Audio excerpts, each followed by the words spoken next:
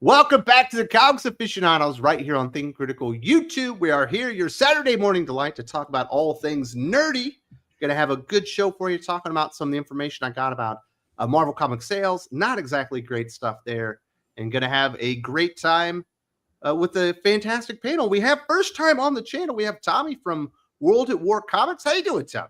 I'm doing great. Thanks for the invite. Excited to chat with all of you, man. A lot of great topics.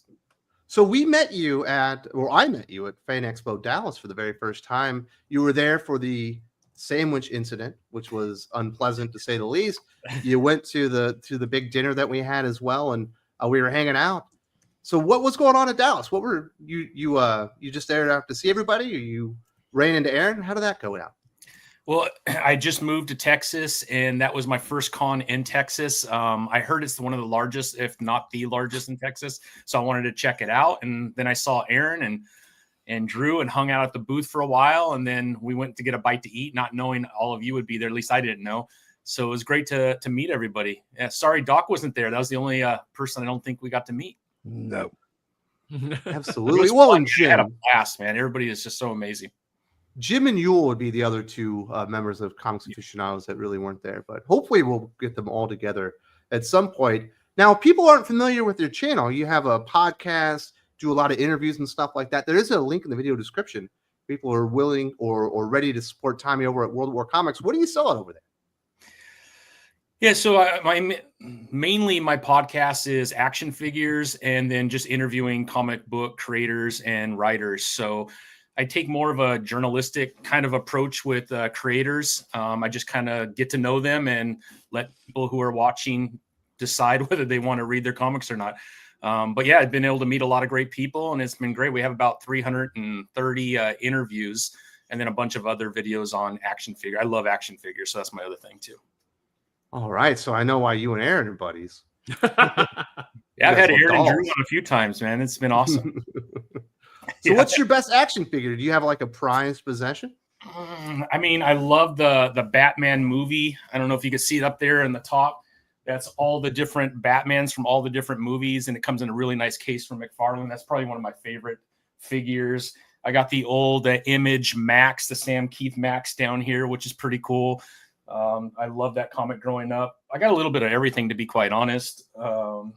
You know, some of the icon collections from Frazetta have been really cool. If you haven't picked those up yet, the articulation's amazing. Comes with all kinds of extra parts. They got Fire and Ice, a couple of figures there. I don't know. There's a lot. I could go on for days talking about. Nice. Did you see that Sully the other day was saying that fucking George Clooney was one of the best castings ever for Batman? Yeah, I couldn't believe it. Sorry, Sully. That's ridiculous, my friend. Come on. When did I? We need receipts, man.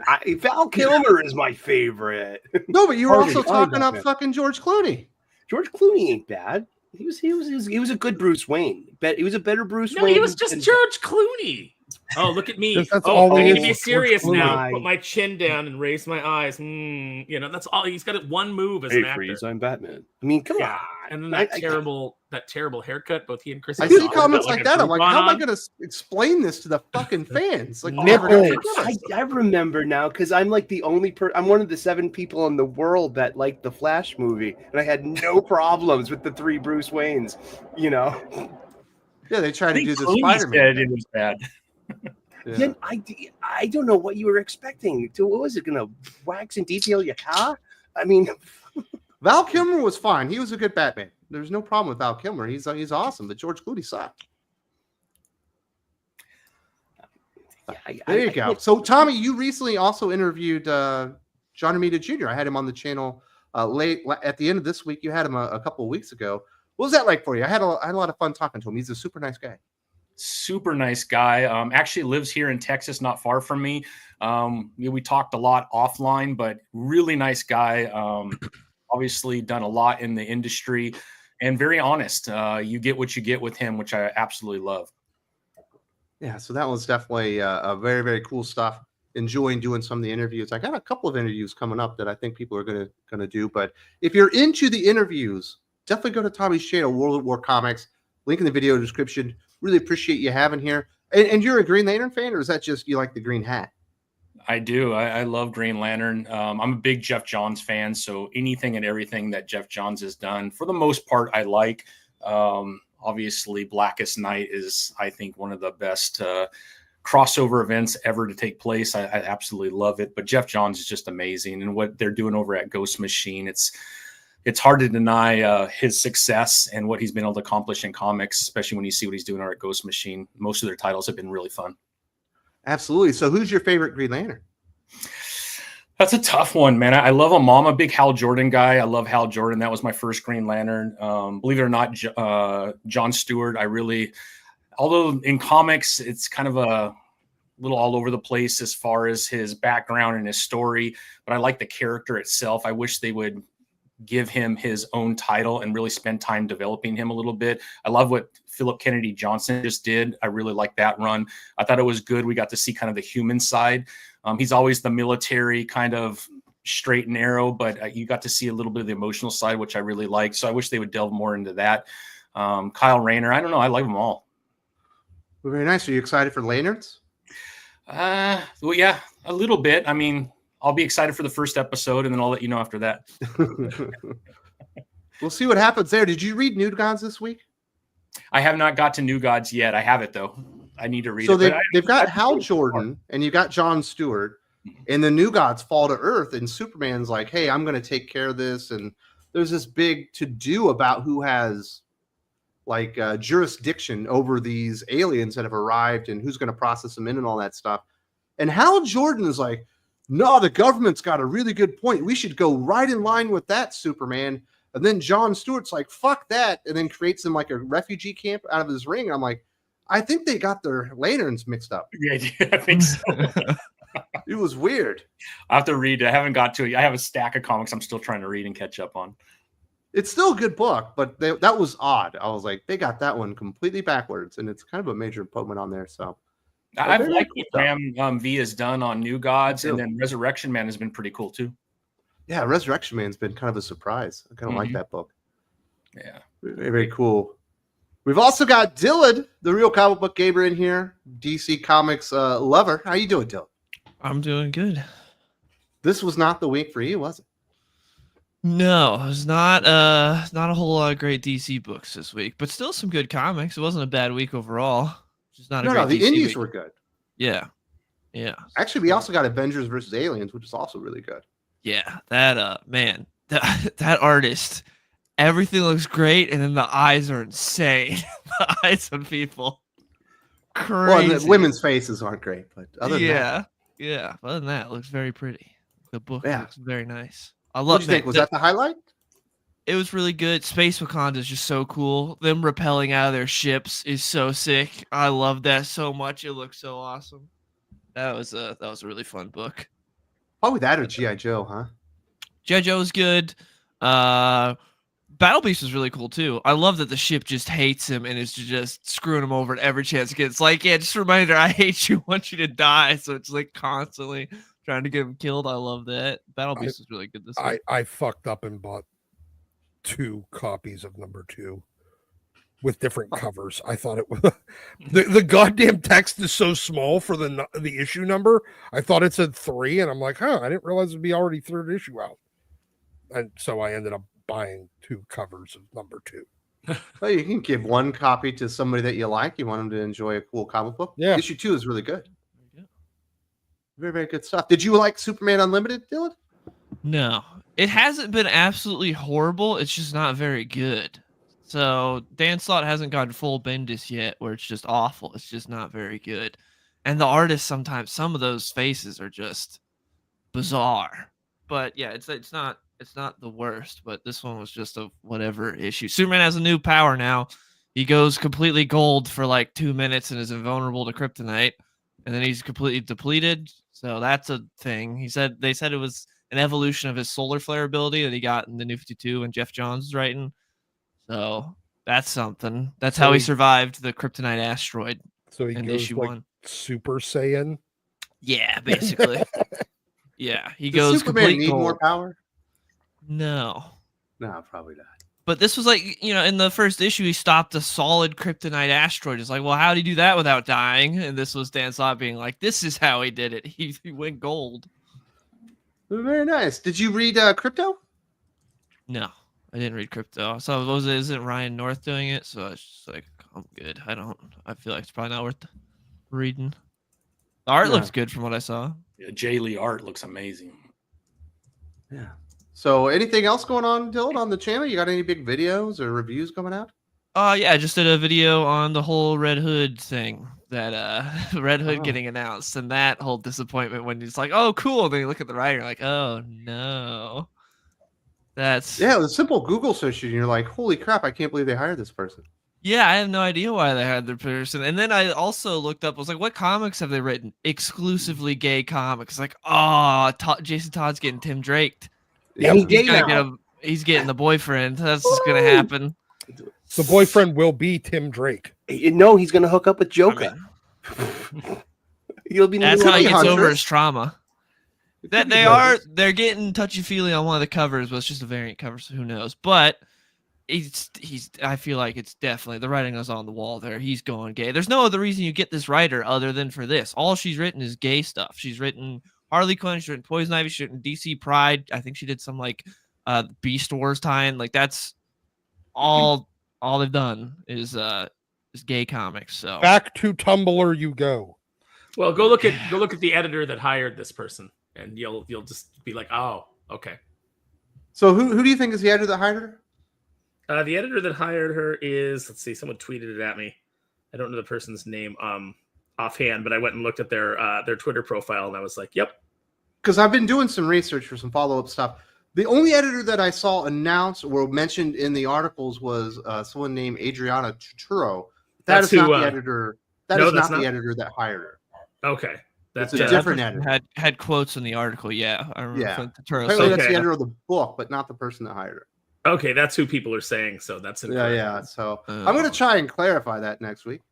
To add, but there's a lot of other stuff that this editor's done that needs to be talked about. The artist is good too, which is sad because I like the preview pages, and it's like I haven't read anything from Jeff Spoke. I was looking, I was like, oh, he was in Tom King jail. That's why I haven't read anything. He was on Jenny Sparks. Like, that's why I haven't read anything from him. So now he's on a character like I would read, but then getting away from Tom King and just running to this is tough. Like, how many Robins can you destroy? That's what we're gonna find out. Hey, remember, who was it? Somebody's gonna. Jeff Loeb's about to solve the Robin problem during. He's breaking up the family. Yeah, so Jason Todd's going to New Angelique. Yeah. Why not just call it New Orleans? Also, why give him a hunt? Isn't that Hawkman's town, St. Rochelle, aka DC, New Orleans? Well, see, the city was New Orleans, Wes, but it transitioned into New Angelique.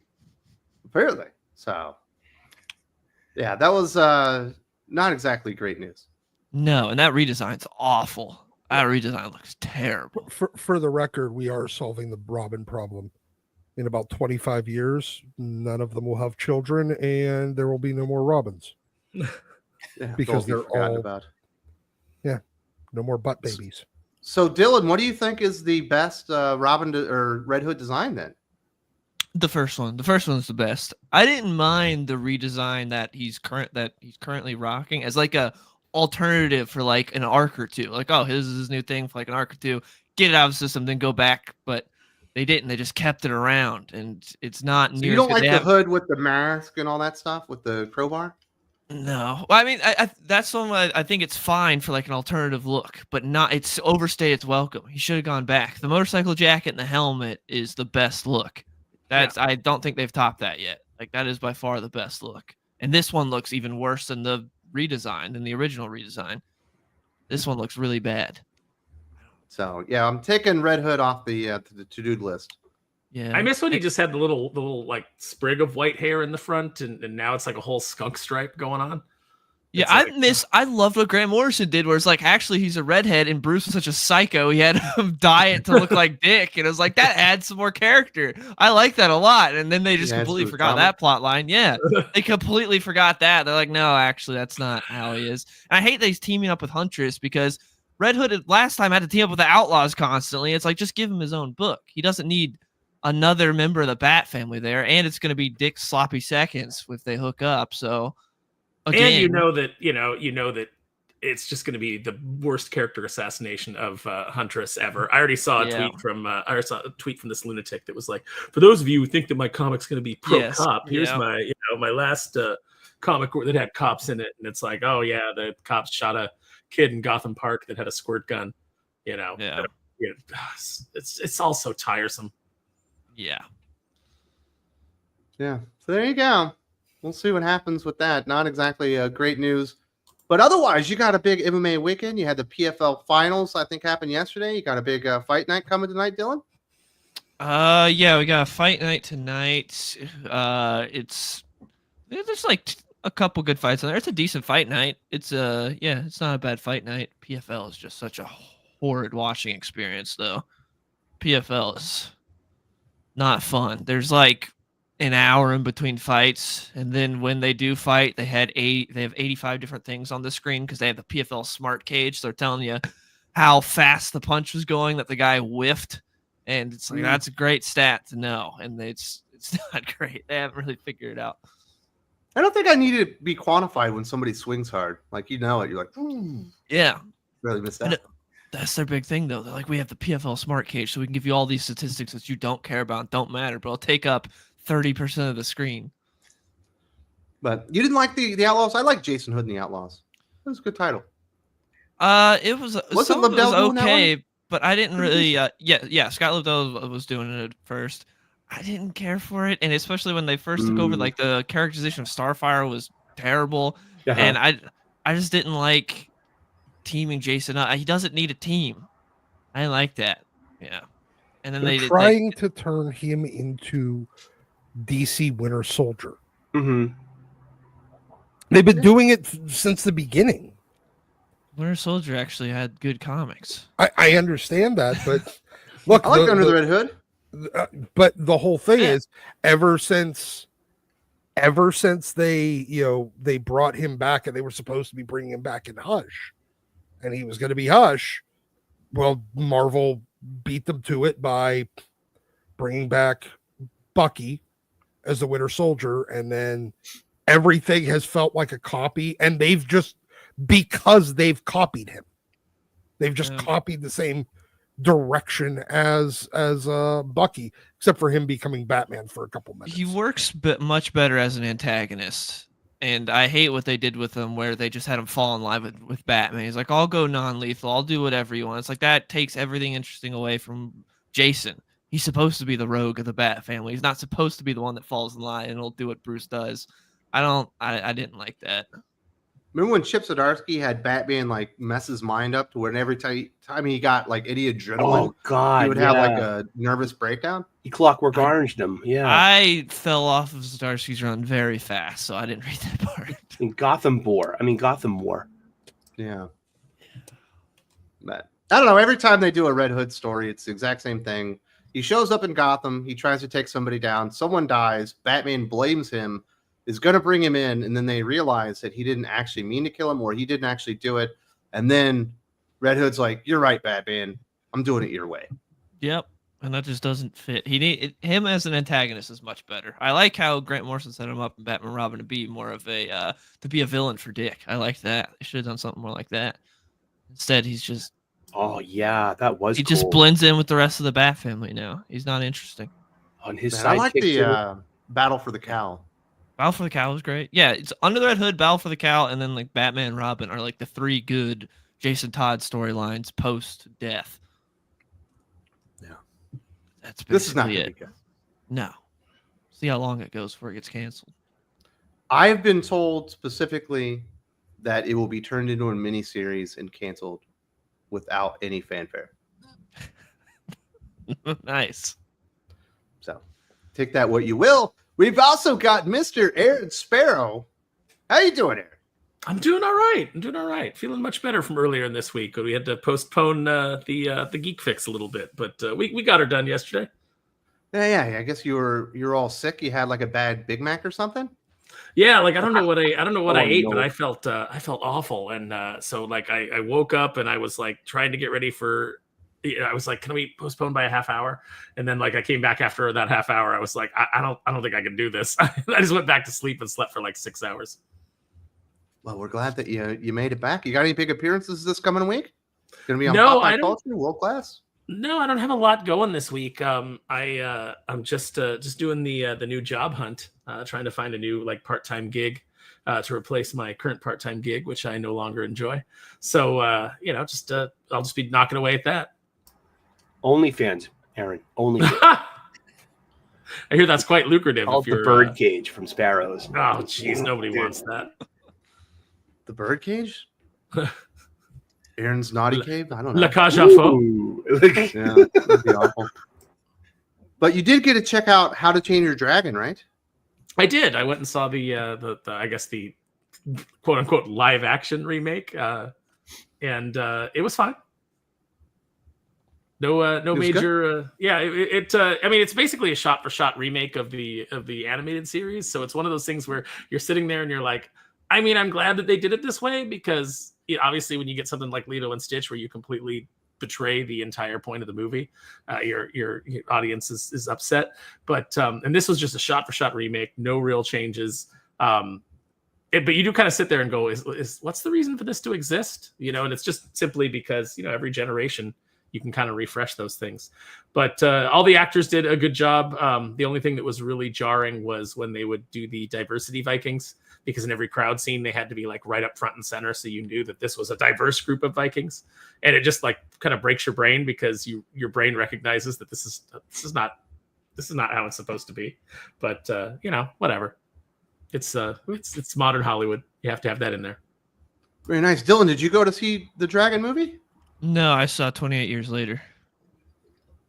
Well, what's the word? Is it good? I liked it. It was pretty good. As ending's kind of out there, but other than that, yeah, I liked it. I thought it was pretty good. I still think 28 Days Later is better, but 28 Years Later is good. Not excited for this. 28 Weeks Later? Yes, but it's weird how they haven't set it up because I got Danny Boyle back to do this one, and they have it planned out as a trilogy. And then the second one's they got the director of the Marvels to do it. Yeah. That seems like an error. Yeah, I don't know why that lady's doing it instead of just having Danny Boyle do it. It doesn't make any sense. Well, if you've seen some of Danny Boyle's comments, he feels bad because he did like Slumdog Millionaire, and that really should have been an Indian director, and so it's just Danny Boyle's a bitch.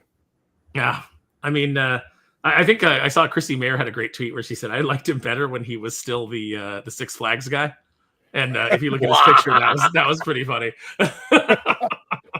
I mean, that's most of Hollywood, though, so I just don't really care as long as you give me a good movie, and I like 28 Years Later, so I'd say it's worth seeing, especially if you like 28 Days Later. Is it as good as Mission Impossible? I like Mission Impossible better, but still good. And maybe Danny Boyle can teach her a thing or two about directing. It's hopefully. No, because he's he's such a an man. odd pick. He's a man. He can't tell a woman how to direct. You could get a POC director who's good. There's a lot of them out there. Why do you gotta choose the one that's bad? James Wan is an awesome horror director. Yeah. There's a lot out there you could get. They're like, the director of the Marvels is who should do this. She's in the wrong genre, dude. Yeah, that doesn't make a whole lot of sense. It's an odd pick. Absolutely. We've also got Sully. You were also under the weather this week? Yes, I have. I feel like a baby stegosaurus took a crap in my lungs. It's been gross, and it kept me off. It kept me on the bench for mostly all week. I was looking forward to going back to work because just I'm weird like that. I like what I do for a living. I'm a cook. I like cooking.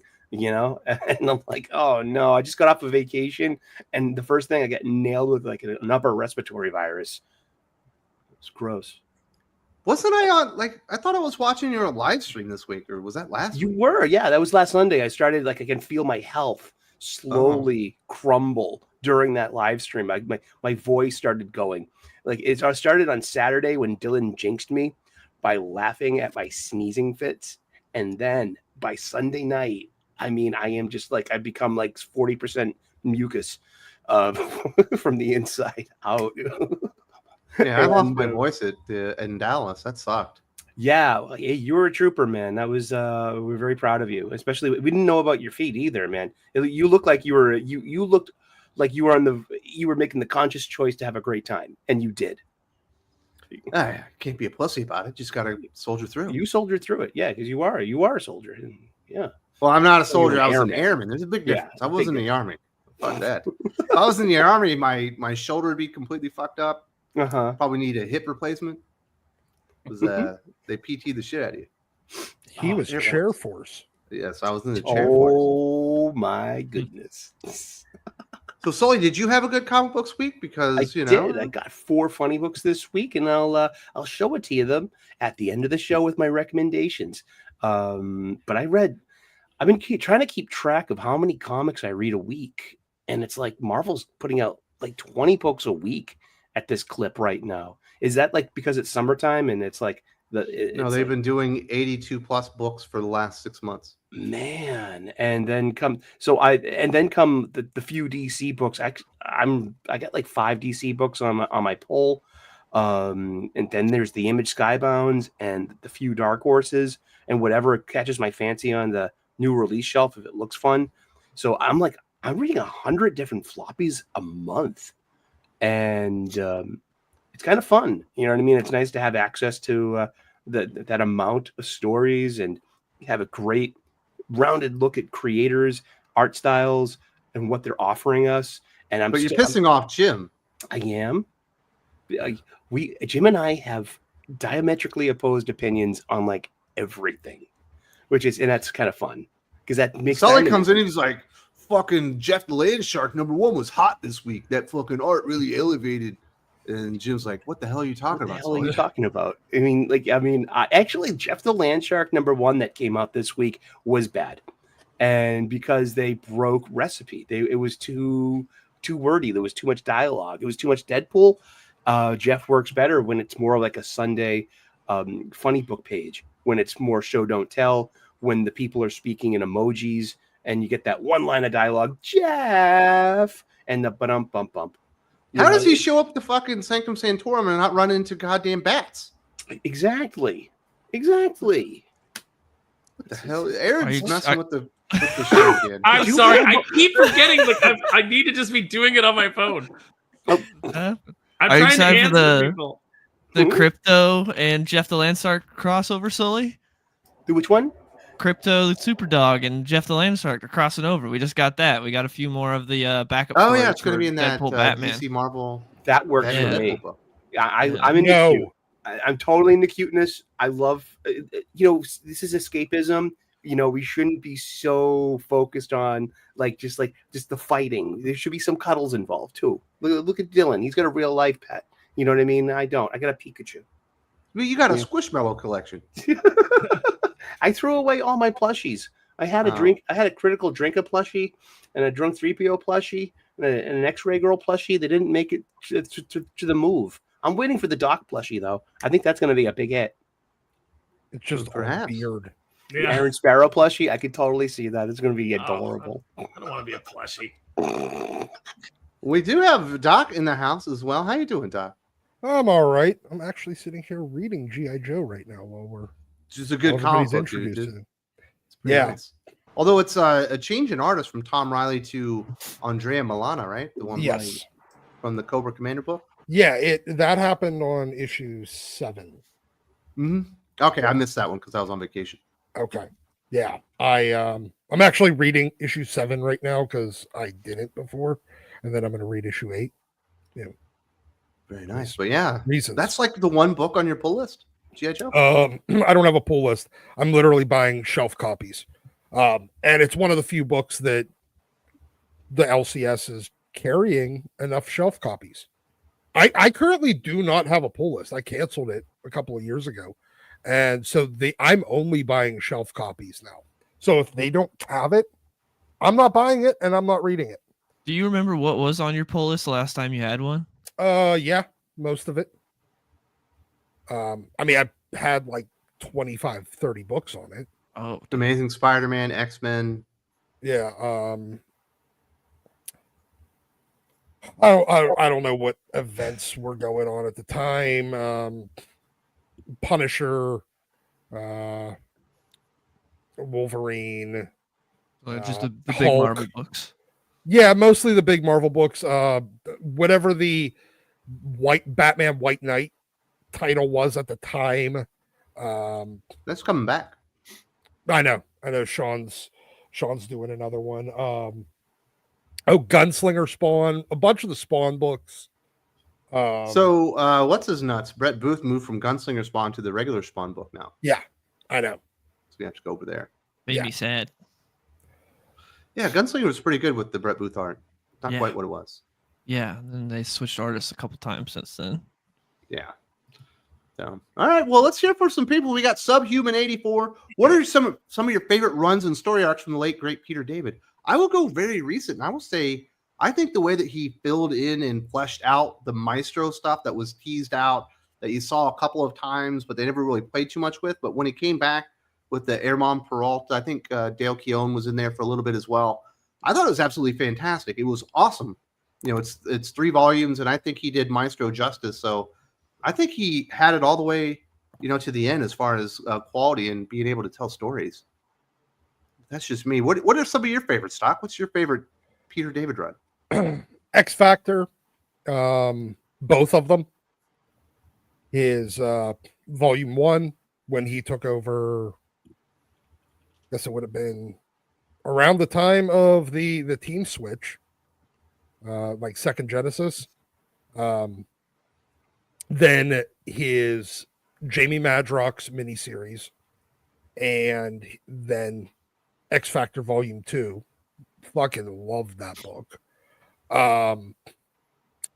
His first run through on Incredible Hulk, but I did not like his return after the Bruce Jones era in the early 2000s. I just didn't like it. His Spider-Man 2099. I think that's sufficient for now. I'm not going to take everybody's. Oh, yeah, Sully's sitting there trying to remember what he liked now that you took all his answers. Oh, come on. No, mine were I was less familiar with Peter David from his comic books, but I am very familiar with him as a Star Trek novel writer. And he wrote a lot of good books like Q Squared, Imzadi, The Captain's Daughter, which is a Sulu adventure from Captain Sulu to his daughter, who was the pilot of the helmsman of the Enterprise B. You know, so I know more Peter David through, because I was a big Star Trek book fan.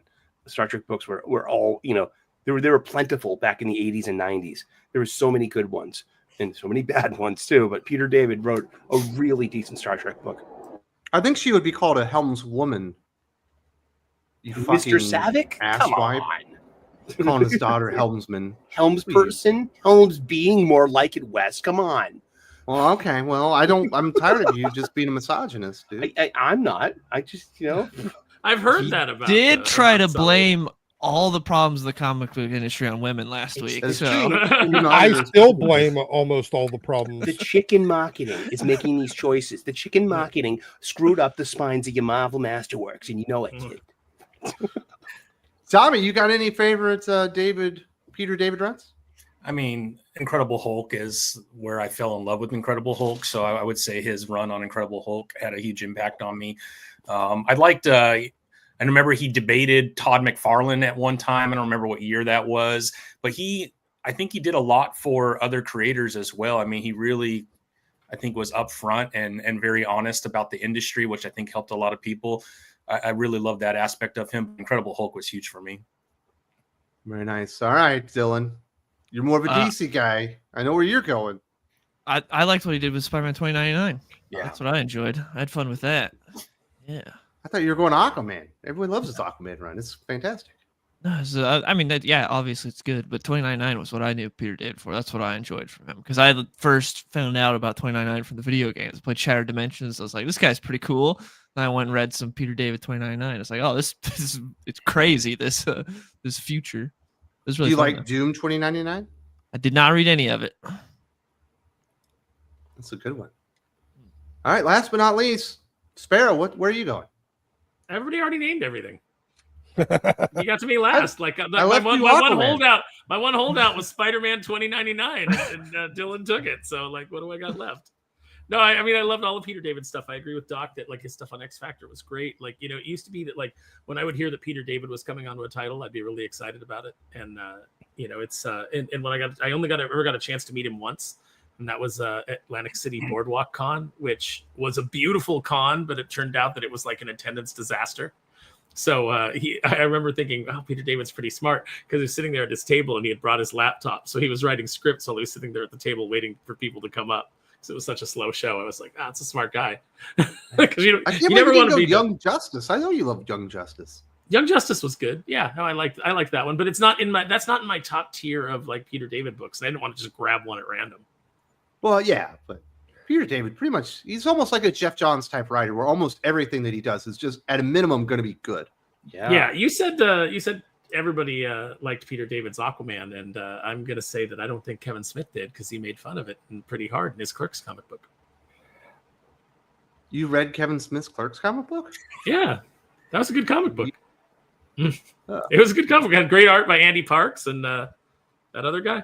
You know, the thing I will give Peter David the most credit for is he created a legacy character that did not rely on just hand-me-downs, or that was actually great in his own right. And if you changed Spider-Man 2099 his name tomorrow to something else, he would still be a popular character. Yeah. Because he's so unique. He is not just knock off Peter Parker. He is his own thing with his own motivations, his own villains, his own personality, his own history that is not intrinsically tied to Peter Parker or the original Spider-Man in any way. Very nice. Next up, we got Mike Ortego. Do you ever worry about the comic book industry going under? I used to, but there are enough comics for me to read for the next 5 lifetimes. Certainly. You know, I am tied to the comic book industry. I have a comic book based YouTube channel, and without Marvel and DC being out there producing new material, it would probably be very difficult for me to continue this on. But beyond that, I do want comic books, you know, Americana itself and that culture to survive long term. So absolutely, I am worried about the comic book industry going under, although I don't think that it's going under. I think we're on the decline, but it's going to take a while for them to completely destroy it. I mean, that could all disappear tomorrow the moment Disney or Warner Brothers decides it's not worth publishing these things anymore and farms them out to somebody else. It'll still exist in some form, but I don't think that it'll exist in this form forever. Dylan, you're a much younger man. Are you worried? Yeah, it's always a worry when you see the steps they're taking, like we just talked about with Red Hood. But I think we're in an okay spot, like for the moment. But it feels like it's only a matter of time, with the whole Diamond debacle and everything. And yeah, well, looks like Universal's coming back. They're going to be replacing Diamond. They've already supposedly got some agreements with DC, at least in Canada and stuff like that. So we'll see how it goes, but. Yeah, it's always a worry when you know something's on the decline and you don't see the market leader making the necessary steps to really fix things and get things going in the right direction. It's something that you have to be at least a little concerned with. Jagron 2, with the upcoming Spider-Man 2, do you think they will have one issue or 2 Spider-Men? Do you think they will have one issue each month with each Spider-Man for next year? Help justify 2 issues a month? I have no idea what this is. Yeah, there's going to be 2 Spider-Men. They're breaking them off. There's going to be an I forgot. Then there's going to be a gold symbiote. Yeah, the one in space. The space yes. one. Spacer Man. Ooh. This is the most retarded shit I have ever seen. And what are you talking about? You saw Superman in red and blue? Yeah, and it lasted like what, a year, and that was 11 and a half months too long. As far as the readership was concerned. Yeah, this is going to be... I mean, they're both on the 2 covers that we've seen, so I assume that both of their stories will be going on concurrently. But I don't know that I 'cause would. I haven't seen it. I think so too. I think you're going to end up doing. Hell, they might end up doing flip book style. Which Don't say that because now fucking Sully's getting all excited. He's like, they're doing a flip book. yeah, Sully's like, ooh, this is my excuse to buy 2 copies so that when I bag and board it, one of them I can have both of the covers. Hopefully it's a face flip out. book that you turn over halfway during it. Oh my goodness. Yeah, that's I don't No, believe maybe it'll it's a be flip foil book where cover. you flip the pages and then the little guy in the corner, he does stuff, like Jeff the Land Shark gets Gallop going. Hey, look, Jeff's doing something. But yeah, I mean, Spider-Man's going 2 issues a month for Yeah. a long time. I can't remember the last time it was monthly. Yeah, it's ASM hasn't been a monthly comic. Oh God, since there was one period around the time of the first Spider-Verse, like during whatever that volume was, that it actually did go down to monthly. But outside of that, since One More Day, or since the start of Brand New Day, it's been at least 2 issues a month, if not 3. Yeah, they probably don't have to justify that. No. They've been doing it for a while, but I assume that the 2 stories will go on concurrently with the 2 Spider-Men until they reverse course on that one. I don't think that's going to be a big deal, but perhaps people will show up for the first appearance of, I think they're calling him Simbi, is the name of the Gold Spider-Man. Ooh. That's Instead of- par for the Uh, course for Marvel this time around. It's Well, fucking you might as well- retarded. You might as well change Peter Parker's name to Simpy at this point. So, like, who cares? Oh, just because he and his girl are in an open relationship? That he doesn't want to be in, that he was shocked by. And then No, she's in this dating last other people. issue, they were like celebrating it together. Yeah, he could which be nailing makes him even Felicia. more of a simp. Come on, And Felicia. then he was looks more trying to fun. nail Black Cat, Yeah. but she wasn't very interested, I don't think. That's I the like, way how I you took I it. like how initiated Peter's it. hairline is becoming that like receding, like Bruce Willis hairline with every issue. Like it's just getting worse and worse looking. Yeah. But there you go. I guess That's what Spider-Man. happens to your hairline whenever you let your girl fuck other men. Spider-Man's got Start a lot of pulling out stuff this going part. on that we're going to be talking about. I did get some numbers from a source of mine, the actual Penguin Random House numbers regarding ASM sales by issue 3-4. It was already down to 48,000. I also got the May sales confirmed for One World Under Doom. They are more like 40,000.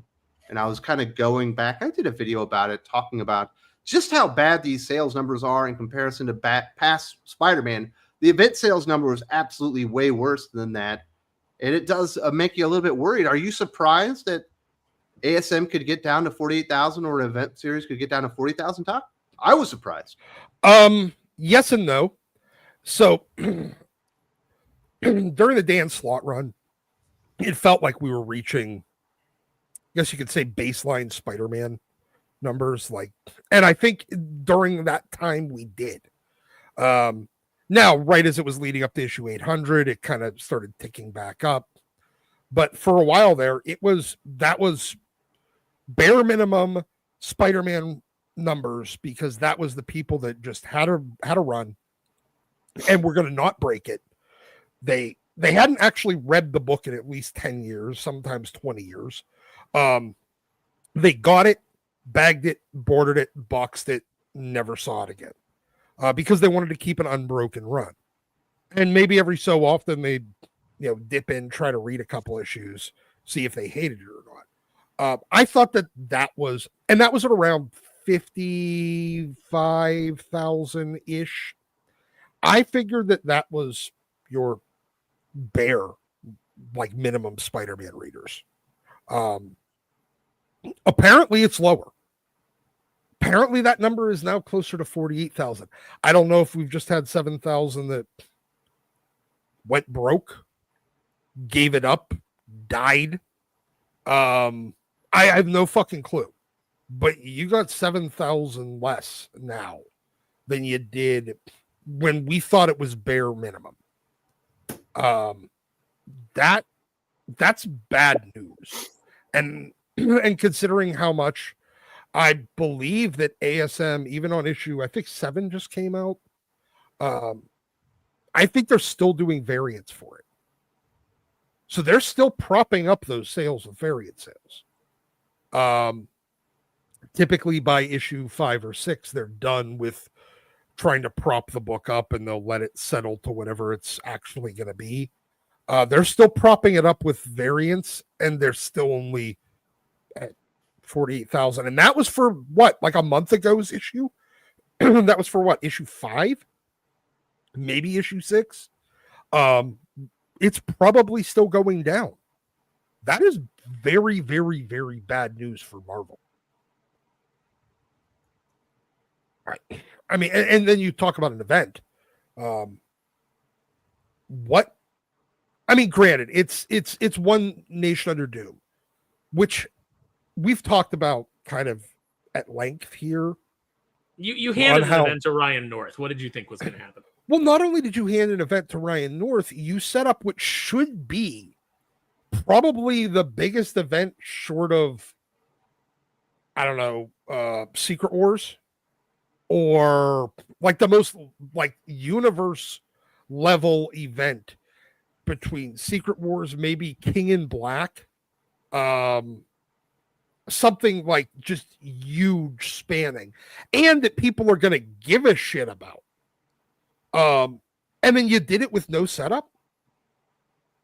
Like and you tried to do an illegal immigration allegory with vampires as the stand-in. Yeah, you did no setup. The whole thing's a weird Trump derangement. Part of it's on you need to accept illegal immigrants because they're vampires, because 2 of them were children and they couldn't help the fact that they were vampires. Yeah, nobody can. Nobody can help that they're vampires. That's because somebody bit them and made them into vampires. You know what they try to not do? Not get bit and turned into vampires. I mean, this isn't fucking complicated.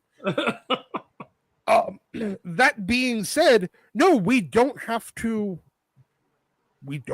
accept them. We don't have to welcome them with open arms. I think it's funny, Doc, that the people who wanted to put other people in camps because they had a cold, are buying into this allegory that, like, no, we should totally allow vampires to walk around. Among us. It's fine. The thing that intentionally, by its nature, wants to be spread to everyone that doesn't want to get it.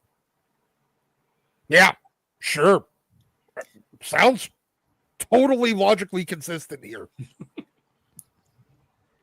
I mean, but no, if you're doing an event of the magnitude of what ask 15-year-old you, 15-year-old comic reader you, if you would be fucking hyped for an event where Doom has now taken over the world and all the governments have gotten in line with him, and now the heroes have to somehow change the perception and basically worldwide revolutionary war.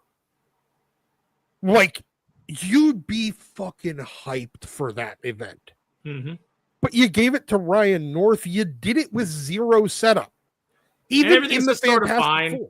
The trains are running on time. Everybody's going to work. Like, I don't feel like there's any real urgency, except we don't like Doom and we like living next to vampires. I feel like those are the only 2 things that are coming out of this story. That it's like, okay, so how is Doom the bad guy again? Well, remember, this is the same publisher that has done 3 events where the X-Men solve all the world's problems and the Avengers have to fix it. They have to fix all the solutions. Yes, they have to make the problems come back. Remember, House of M was a utopia. Same with AVX. And I think there was one other one. Oh, I think Age of X. Not Age of X-Man. Age of X. No, that one wasn't it. There was another one. But regardless, they've done 2 or 3 events where the X-Men create a utopia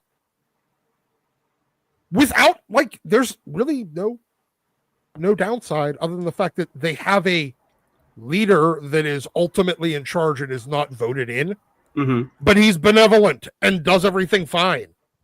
Is it oppressing certain portions of the the population. There's Shouldn't no the reason Avengers to be like the most hated team in the Marvel universe, because there would be a large selection of the population that liked, all their problems solved by the X-Men. Yeah. Even though it meant that they had no freedom, they would gladly give that up for the solution to all their problems. And then they should really hate the Avengers for taking that all away on multiple occasions. But so you have, this is a publisher that's done that.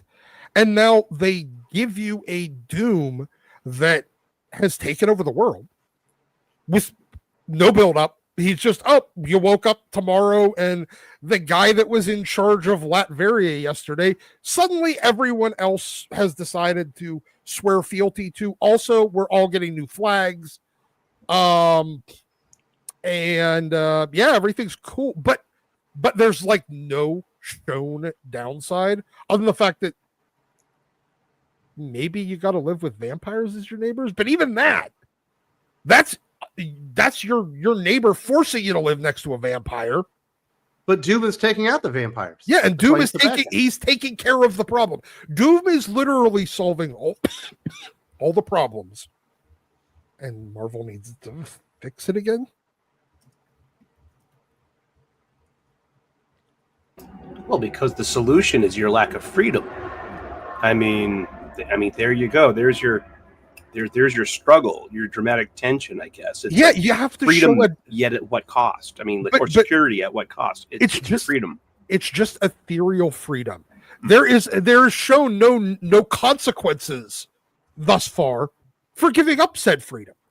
You need for me to give a shit about your narrative about a super strong leader that solves all your problems in exchange for your freedom. You have to show me the negative aspects of the world where your freedom, if you live in a utopia, is your freedom really that important? But the story is that the people trade-off? have been bamboozled, and even the Avengers are starting to bicker among themselves that maybe Doom is doing all this for benevolent reasons, and he's the hero here. But then we did get the tease that what's her name, Colby Smulders from S.H.I.E.L.D. Maria Hill. Maria Hill has Colby a secret that he's been hiding, and really he is the bad guy. Well, we would need to know that. I don't know, maybe in issue 1 to make us give a shit. There's an old science fiction book called Those Who Walk Away from Omelas by Ursula K. Le Guin, and it gives to us this utopia where everything is perfect except for one thing. It's a thought experiment. Everything is predicated upon a young child in a basement suffering. So there has to be a kid in the box suffering in order for the, utopia to perpetuate. Don't ask why. You know what I mean? I mean, it's not part of the story. If you disagree with that, you can leave utopia and walk away from Omelas. And that's a huge science fiction thing. That is like part of the foundation of like Asimov and Roddenberry and Heinlein, So like probably there's a cost to this level of security. And it's that what is the cost of utopia? I mean, that's always the question. But at the same time, they got to show you that kind of early on for you to be like, maybe this isn't so great. Because at this point, they can what's his secret that's such a big deal? Am I going to give a shit? I don't know. It'll happen in 2 months. Be back. Yay! Apparently, it's going to spread out to the entire year. But going back and looking through those sales numbers, the last event that had performed the worst coming into this was more like War of the Realms, and it was still well over 75,000. Yeah, and War of the Realms was one that everybody kind of didn't give a shit about. Yeah. 40,000 is a scary number, because when you start looking back even at, Avengers versus X-Men, that's well over 200,000. You're looking at the line of Bendis events. They were all over 150 that they've dropped in cutoff interest by like 75%. Do you think they juke those numbers and say, hey, we sell 80,000 a month? Is that part of it? For One World Under Doom? No, it comes No, for ASM, I think. Because for ASM, because that is, bi-weekly. Is it bi-weekly or bi-monthly? It would be bi-weekly. Okay, thank you. Publishing, it's called bi-weekly. Thank you. Yeah. No, but I mean, we've seen when ASM came out twice a month, the numbers were normally well over 75,000. Although when Dan Slott had worn out his welcome and people were ready for him to go, they had dipped down to more like 55,000. That was still 10,000 more than what they're doing, or 7,000 more than they're doing now. And it's only on issue 3. That's the bad part. Is issue 1 was clearly the number one selling book in April. It was ordered very heavily, was likely well over 100,000. And already on issue number 3, the diminishing returns are happening faster, Doc. Yeah, I mean, I was wrong. It's issue 6 that just came out of ASM. But if you're, and they're still doing variants on issue 6, they're still doing variants for that book. We talked about this while you were gone a little bit. If they're still doing variants here and it's only at 48,000, what is that new normal? And is it closer to 35, 30, 40? I don't know. Yeah. If that is the number for ASM, it is absolutely not a sustainable industry. Right. And that's paid 100%. Circulation? That's paid circulation. That's orders from Penguin Random House. Yeah. That's not even sold off the shelves. So no, it's not sell through. Okay. So look, the way I'm looking at this is unless now remember I think we talked about this about a year ago. I looked, you can still go on marvel.com and order the old subscription that gets mailed to your house. And comes, you get it about a couple of days after you could have bought it at the store. It comes in maybe like Friday, Saturday, or the following Monday, something like that. Unless that number is obscenely high, and they'd be touting that and screaming that from the fucking rooftops. Unless that number is obscenely high, suddenly for absolutely no reason, or the digital sales, which they aren't. Which we know for absolute certain they're not. There is no way that this is remaining profitable much longer. I mean, they're up to what? Hold on. What was the cover price on ASM is a $5 book. Mm-hmm. $9.75 will be an $8 book. When we get to 1,000, it'll be a $15 book. Yeah. And that is not a sustainable number. It isn't. The only way it's even remotely sustainable is if they're, we know from BookScan that they're not selling trades. We know from from this that they're really not selling floppies. We know from their reporting that they're not selling digital. So the only other avenue for sales is somehow they just 40,000 people started doing the subscription to come to your house. That's the only one that we don't know about, and we know that one's laughable. Yeah, I don't know anybody that's actually still doing that stuff now. And then we do also have the rumor out there. I don't think this has been confirmed that the entire Ultimate Universe will end at issue 24. Was that what they were saying? That's what the dude that works on Ultimate X-Men. Yeah. So the entire Ultimate Universe is like that. Those books are going to be done when the maker comes back. I guess they're probably going to do another event. Obviously, they'll do an event when the maker comes back, and then best case scenario, they relaunch with new number ones. Yeah, they must be rebooting it. There's no way they're getting rid of it, right? They could. I don't think they. I think they could be. Well, I mean, it's easy. Like, I mean, Maker can just like come back and be like, "Oh, this is all effed up. I'm going to reset this universe again."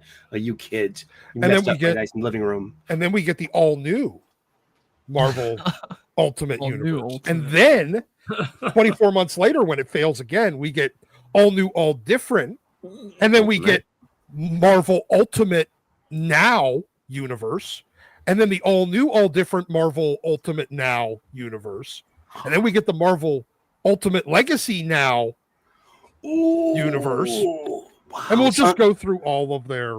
I'm the son of Ultimate Jeff, the Land Shark. I can see it now. A foil cover, a red bandit. Yeah. Red band foil cover. It's released to coincide with Shark Week. Synergy, dude. Unfortunately, Except Warner for Brothers owns Yeah, I Discovery. was gonna say that's a Warner Brothers. They're synergizing with Warner Brothers. So what do you think, Tommy? Do these numbers get you a little freaked out too? Like, they were very shocking to me. Yeah, I mean, I watched your video, and it's certainly, I think, concerning to see that the #1 title at Marvel is not pulling what it did just 10 years ago. Obviously, I haven't read a Spider-Man comic book in quite a while. I'm more of a DC guy anyways. I did pick up a couple different issues, but nothing that grabbed me and wanted me to stay. I refused to jump into any kind of like the whole Doom thing going on after that last DC run. What was it called? The horror one. Oh, Night Terrors. Night Terrors. Yeah, I bought all of those. It cost me $130 for that story because it was in my pull box and I wanted to follow it. And I just feel like those type of events are not hitting like they used to. They do too many of them. There's nothing special about them. So I refuse to get involved in those anymore just because of the cost, to be quite honest, as I'm paying for, $400 a month on comic books. I just can't do it all anymore. And that was really outside of Jeremy Adams' Green Lantern issues within that. Everything else was very disappointing, and it kind of turned me off on big events like that. So I have no interest in the Doom event right now, and I haven't read ASM in a very long time. I do like Joe Kelly, but I haven't read any of the comics yet. I heard they weren't as great as I was hoping they would be, because I do think he's a better writer than Slott and Zeb and whoever else has been touching ASM. So you had a moment like Sparrow had with was it Civil War 2? Mm-hmm. Yeah, that's the event that drove you away. Yeah, that was where I was I just realized I don't enjoy this anymore. I don't enjoy following all these titles. I don't enjoy these characters. Like, what am I doing? Why am I still buying this? And that's when I walked away from regular weekly comic buying, and I just got a lot more picky about what I pick up. Yeah. I just kind of follow creators around more than even characters anymore, which is definitely divergent from past, buying habits, to where it's like, you know what? I'm not going to check out that Dick Grayson book because they might just really fuck it up, and I wouldn't like that anyway. I'll just stick with the Dick Grayson I know. I mean, just like movies, they're losing a lot of trust, I think, and people are not willing to take risks like they used to for a lot of these titles because trust has been broken, I think. Well, when you talk about Night Terrors, I think that's a very good example of an event that they did because they needed to do an event. It wasn't built up to, it didn't really accomplish anything other than having an event out for 2 months. It ended up basically pausing every single book except for like World's Finest and a couple of other books that really weren't in continuity to begin with. And it just becomes an act of frustration, trying to keep involved in stuff like that. Especially when you announce a Green Lantern title, you get Jeremy Adams on that title. And what is it? He wrote 1 issue and then it jumped right into Night Terrors, 2 issues, whatever it was. I mean, I felt bad for him, and he ended up producing, I think, the best issues out of that entire run. So it just proves how good he is to be able to stop whatever his plans were to throw this in. I mean, both of us have talked to him, and he said it was a little weird jumping on a new title and then jumping right into this big event. Wasn't planned for originally. So, but yeah, I'm just burnt out on big events. I think they should be maybe once a year, but I feel like events have become such an important part of covers and being able to force you to read issues that you would never read. I feel like that's what they're trying to do, and they're just losing a lot of trust. I'm not down with it. I know DC, at least I've been told, DC has a big planned event at the end of the year, but it's like Darkseid's Return. Mm-hmm. Probably connecting the Absolute and the mainline universes. Yeah, that could be interesting. I have enjoyed the Absolute stuff, but we'll see. I mean, it has to be executed right, and a good idea can be executed bad. We know that from a lot of events that we've experienced over the last couple of years. Have you liked the Absolute Green Lantern book? To be honest, I'm okay doing a lot of weird stuff if it's not in the Prime universe. So you could do whatever you want. I'll check it out. It's been okay. I haven't really. What are they, 3 issues in? I just read the third issue. It's okay. Not my favorite, but I'm okay doing weird stuff in the absolute. When they take continuity and they take the Prime Universe and they make all these major changes, that pisses me off. I don't like that. And you'll lose me right away when they, like this Red Hood thing. If it goes the route that you are all talking about, that'll piss me off. I feel like do it Elseworld. If you want to try weird things like that, do Elseworld, especially when you know it's not going to be successful. It's probably going to be canceled after 4 or 5 issues. Put it in a fake world where you could do whatever you want. That way you don't mess up, everything that we're enjoying in continuity. I guess that is the good thing, with all of Marvel's ails when it comes to creativity. ASM, the big event sales are kind of down, but it does feel like DC's at least making up ground. Dylan, as a DC fan, would you get super excited for the Dark Side return, kind of connecting the two universes? I mean, that's what started this, was Darkseid's return, so I don't know if I'm necessarily super excited. Yeah, but it was like Darkseid's back again, and then he dies, and then they bring him back. It's like Darkseid's back again. It's like, all right, we just had this, but it's I've been enjoying for the most part what's going on right now. So we'll see how it goes. We just got that cover of Superman Booster Gold fighting the Evil Legion. That looked really cool. That I'm down for. But yeah, I'm not necessarily super excited about Darkseid coming back, especially because the beginning with the All-In #1 wasn't the best. Yeah, I do wish that we were doing something more like Rebirth right now that would really just blow everyone's socks off. Yeah. Because as good as DC is now, and I'm enjoying DC, and there's plenty of titles, like Rebirth was so good that I couldn't afford to get books that I wanted to read because there were too many of them. Yeah, and they were $2.99. Yeah, that was a good problem to have, though. Yeah, like I don't know if I can get that one. I want to do Titans. I'm not going to do Teen Titans this time. Because that Titans book was so good. From what was it, Dan Abnett, Brett Booth? Yeah, that one was fantastic.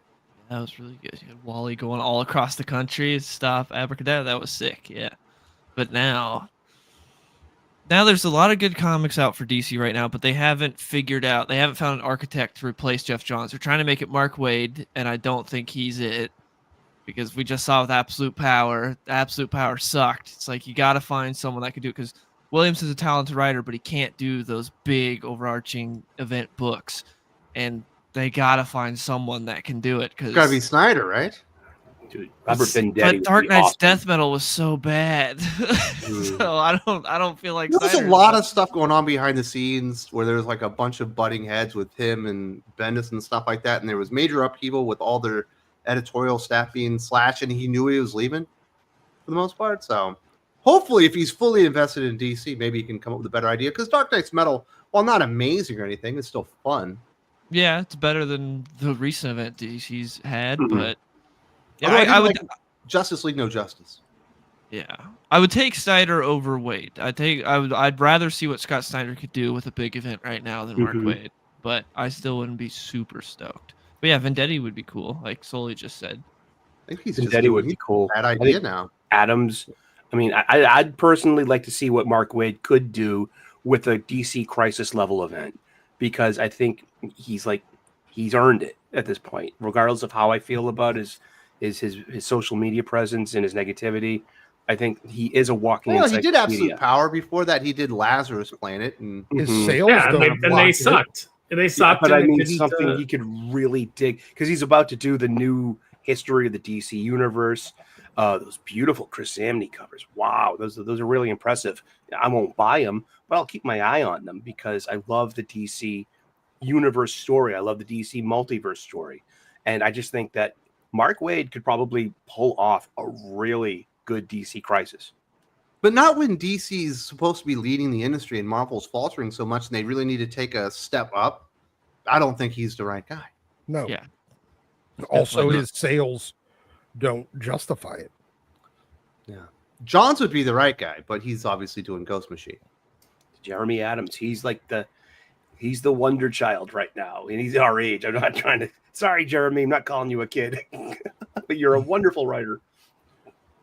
Yeah, but I don't know if they're ready for that. I mean, what does Marvel need to do, Doc? It feels like DC perhaps could lead the way, but it really does need to be Marvel. It does. It always. Look, I've long said your competition can't fail your way into success. And that's currently kind of how it's working. I No, don't feel like Deadpool Batman's going to do it either. no, it's really not. Spider-Man, Batman, maybe that might have done it. It'll be a one shot though. And even then, you need better talent. Yeah. Look, I mean, I get it that Grant is a legend. When's the last time he sold a fucking comic? Final Batman? Price. Ooh. Convergence? Mm-hmm. And even that, everybody hated it. I think his Green Lantern sold okay for a Green Lantern book, but I didn't like it. It didn't. I don't think it did. I think the sales went down versus who was on there? Ethan and somebody else. And there's another. Robert Venditti. Yeah, I think the sales went down, ended up lower than the Venditti run. But it's just a one shot, and it's not in continuity. They need something to get. And he's doing the DC book. The Marvel book's being done by Zeb. That's got to be enough. Exactly. But it's Capullo, so it is Capullo, and that's great. But I still don't. This doesn't have anything to grab you. This is not. And additionally, it's the same as a year ago. 2 years ago we talked about, oh, they're doing Batman Spawn again. I'm like, okay, it'll sell great for one issue. What next? You need to have something to follow it up, and Marvel doesn't have that. DC kind of does, but it's not really. That's not really going to impact whatsoever. They'll get a large influx of cash from one book sold that'll get eaten up in the stuff that's not making a profit the following month. That's the entire model right now. Marvel does events and variants to offset their losses on ongoings, and they need to do the new number one as frequently as possible in order to juke sales, and it's working less and less. So what do they need to do? What does Marvel need to do to help the industry not suck? I mean, really, it just comes down. They don't have to be even as good as what DC is publishing right now. They'll still win. They'll still be better. They'll still sell better than DC because their name is Marvel. All they have to do is be even remotely competitive, and they win. Unfortunately, because that's the market right now.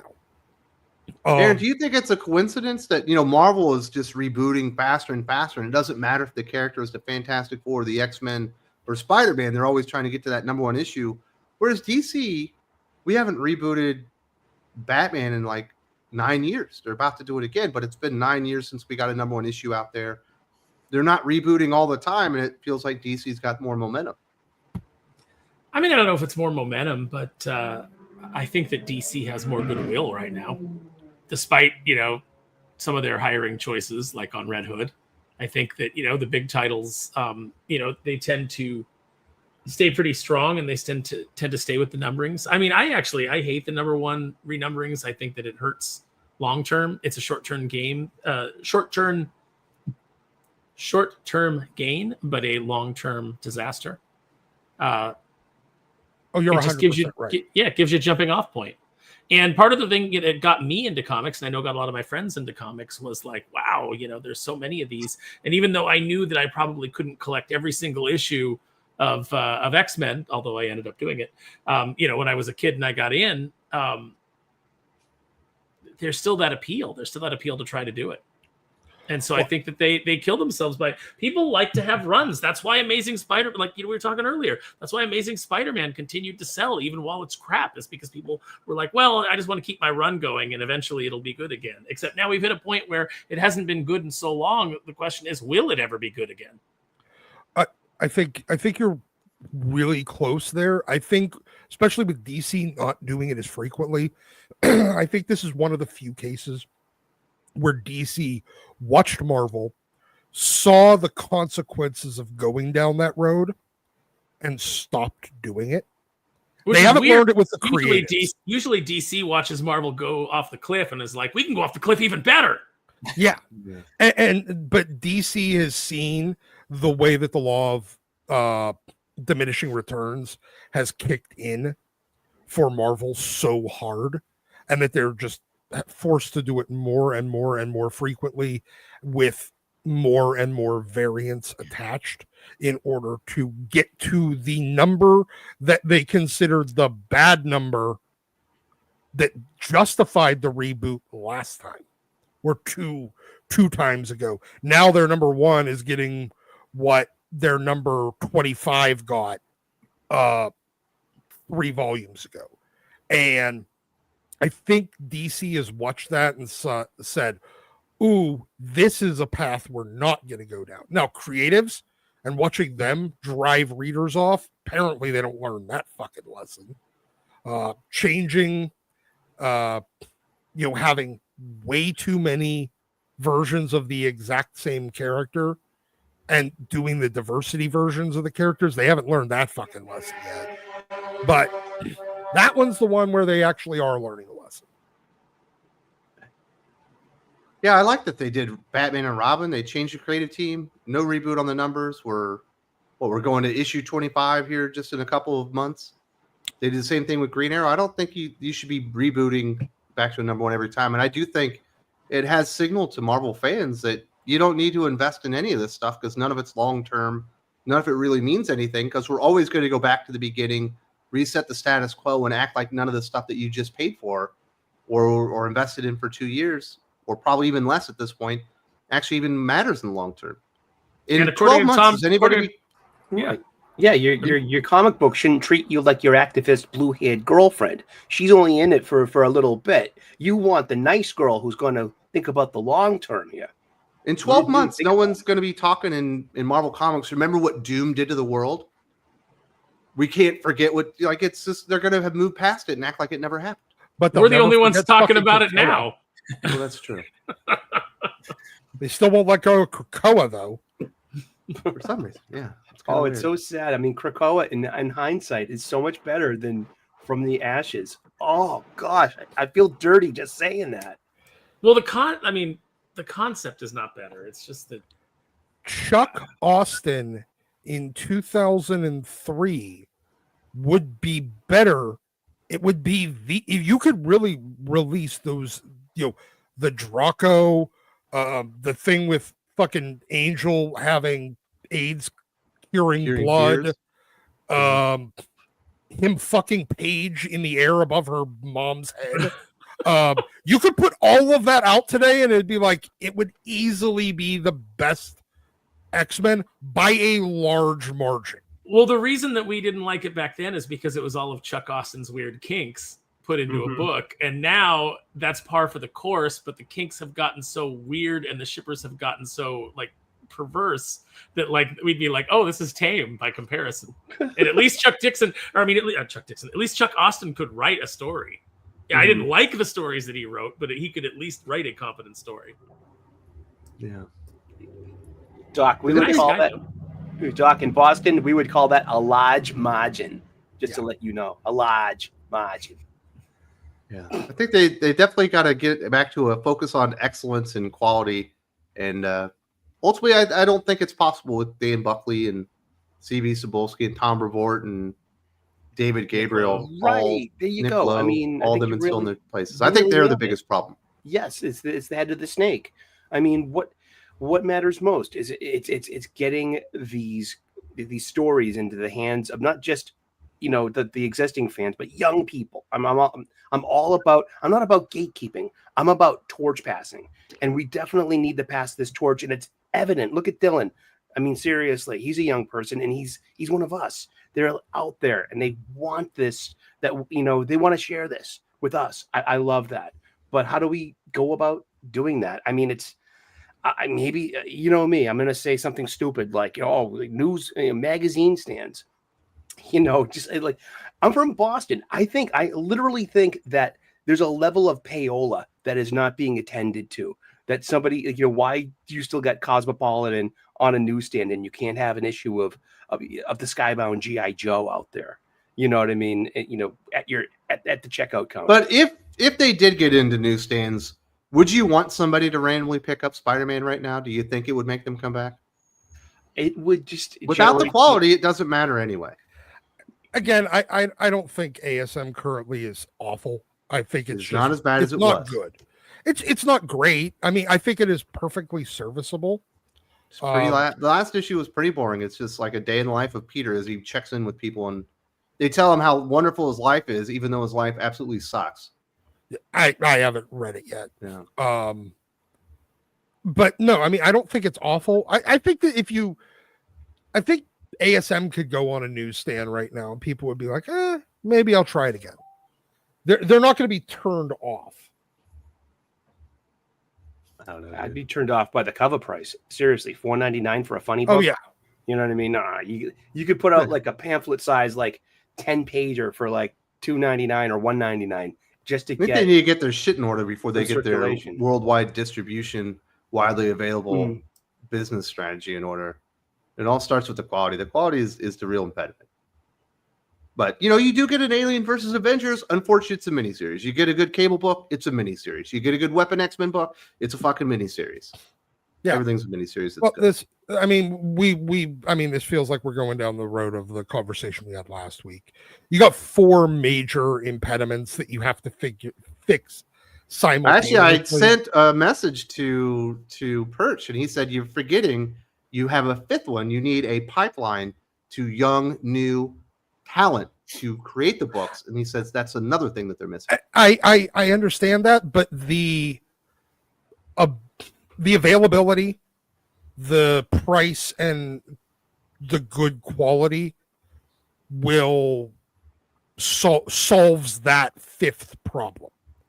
And because you end up with a 1960s to 1970s situation, it solves itself in about 8 to 10 years. Because you end up with all the kids that are currently reading and have available at a reasonable price good comics, and now where people are making decent money, and they see that as a career destination rather than a stepping stone to Hollywood or just some minor impediment to doing something bigger and more important. Comics then becomes the destination for those new talented people if the people are getting in the comics that are making comics are getting paid, if they're available so that they're present in their presence. The quality is good, so it's engaging and they like doing it. And they sit there and you end up with a lot of the pros of the early 2000s that said they were reading in the 70s going, I fucking love this shit. This is what I want to do when I grow up. And then 10 years later, when they're grown up, they're making comics. So that it kind of solves itself. Yeah. Well, let's hear it from the people's. Nerd says Spider-Man is now 90 Day Fiancé. Oh, snap. My mom would, or my wife would probably love Spider-Man then. Yeah. I should give it to my girlfriend. She likes 90 Day Fiancé. What is it about 90 Days Fiancé? I don't get it. There's nothing appealing about the show yet. My wife can watch it on a fucking loop. Train wrecks. Chicks. Chicks love drama. The end. I like drama too. I mean, I like no. Relationshipy drama with all the bullshit with lying and cheating and people not being who they say. It's fucking soap opera. Right. With real family's people. A train wreck. He's using you for a fucking visa. What are you doing? Yeah. Do you have to watch that bullshit too, Tommy? Yeah, I mean, I have 3 daughters. They all live close. They have like a Sunday night watch party for 90 Day Fiancé. So yeah, it's playing in the house quite often. I don't think I've ever sat through a full episode, but I have watched some of it. I'm not a big like relationship drama guy. That kind of stuff stresses me out. I don't know, man. I'm pretty easygoing, and I don't want to see somebody else's drama. But it's popular. I mean, I think it plays in 182 countries around the world. So someone's watching that shit. They love it here too, dude. So Well, do I you get guess like there. a It's- dad's night fucking watch party too? What's that? Do you get like a dad's night watch party where you get together and play Dungeons and Dragons or play Risk or something? It's usually UFC on Saturdays. Is my guys. So you got the ESPN Plus. I do, and then I buy every single pay-per-view as well. So yeah. You must be very well off because Dylan says that they're really expensive now. Yeah, they're now up to $79. Sometimes you can get $10 off if you buy it a few days early. But that's the one thing my wife and I enjoy together. She really likes UFC as well, so she'll come and check it out. But I do not. I have not fighting on the screen. Everybody stops and watches it. Yeah. Exactly. Well, there you go. At least you got your guys stuff too. Yeah, for sure. Very nice. Nerd also says Spider-Man 94 is the only real Spider-Man we're going to get. And even then, shafting Semper Jr. is hell of a sus and smells of refusing dues. So I never read the Spider-Man animated show, but it seems like people are really upset about this, Sully. If someone's going to know what's going on here, what is this all about? This is the Spider-Man 94 comic book that's coming out that's based on the animated series, the Fox Kids animated series of the early 90s. They didn't hire the showrunner, I guess, and he feels left out. But that was 30 years ago.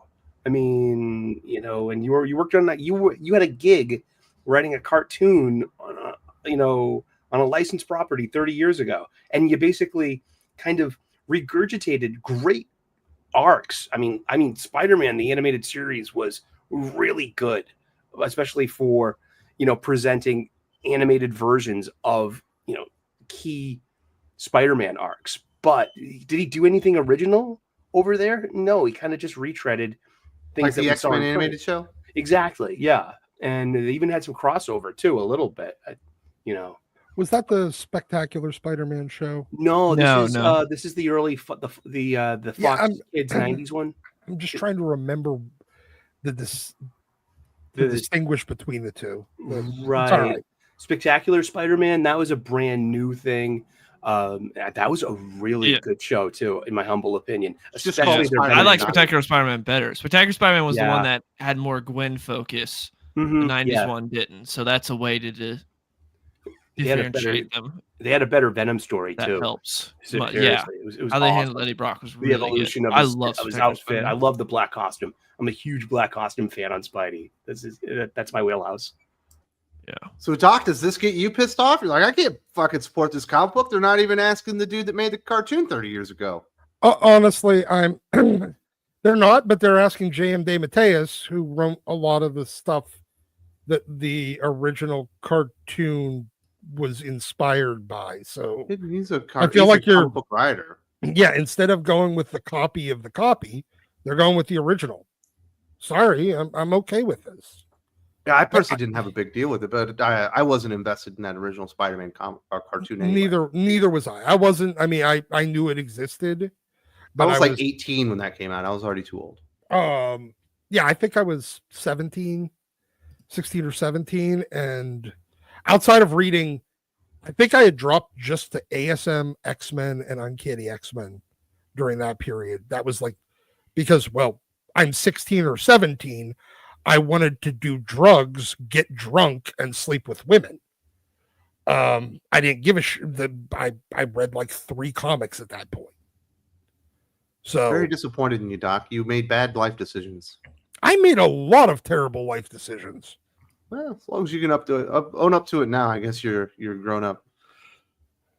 The guys at Sigma Comics, shout out to the Thinking Critical team from Comicapalooza Houston and Heroes Con Charlotte, Calico Mania, running wild all across the USA. Hit the like and subscribe button. Absolutely. Nice. If you're going to be at Comicapalooza Houston, that'd be great. Ooh, Planet Houston.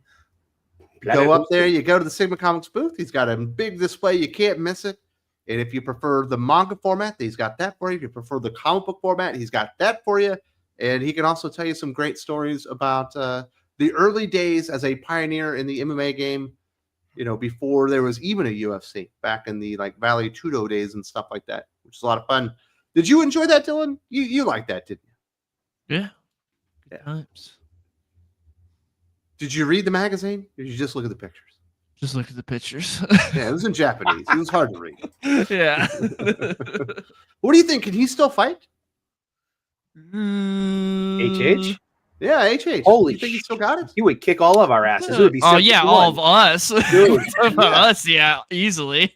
He looks like he's still in good shape. He's definitely in still good shape. You ever get a pound from that man? It's like you almost broke my hand last time. Maybe you didn't even try. He was training for his big return for like a Masters boxing division thing before COVID happened. So he was about to get back in the ring only like 4 years ago. But unfortunately, COVID happened. He didn't do it. But definitely go check out HH. He's got a lot of funny stories. Real cool guy. And you'll enjoy that.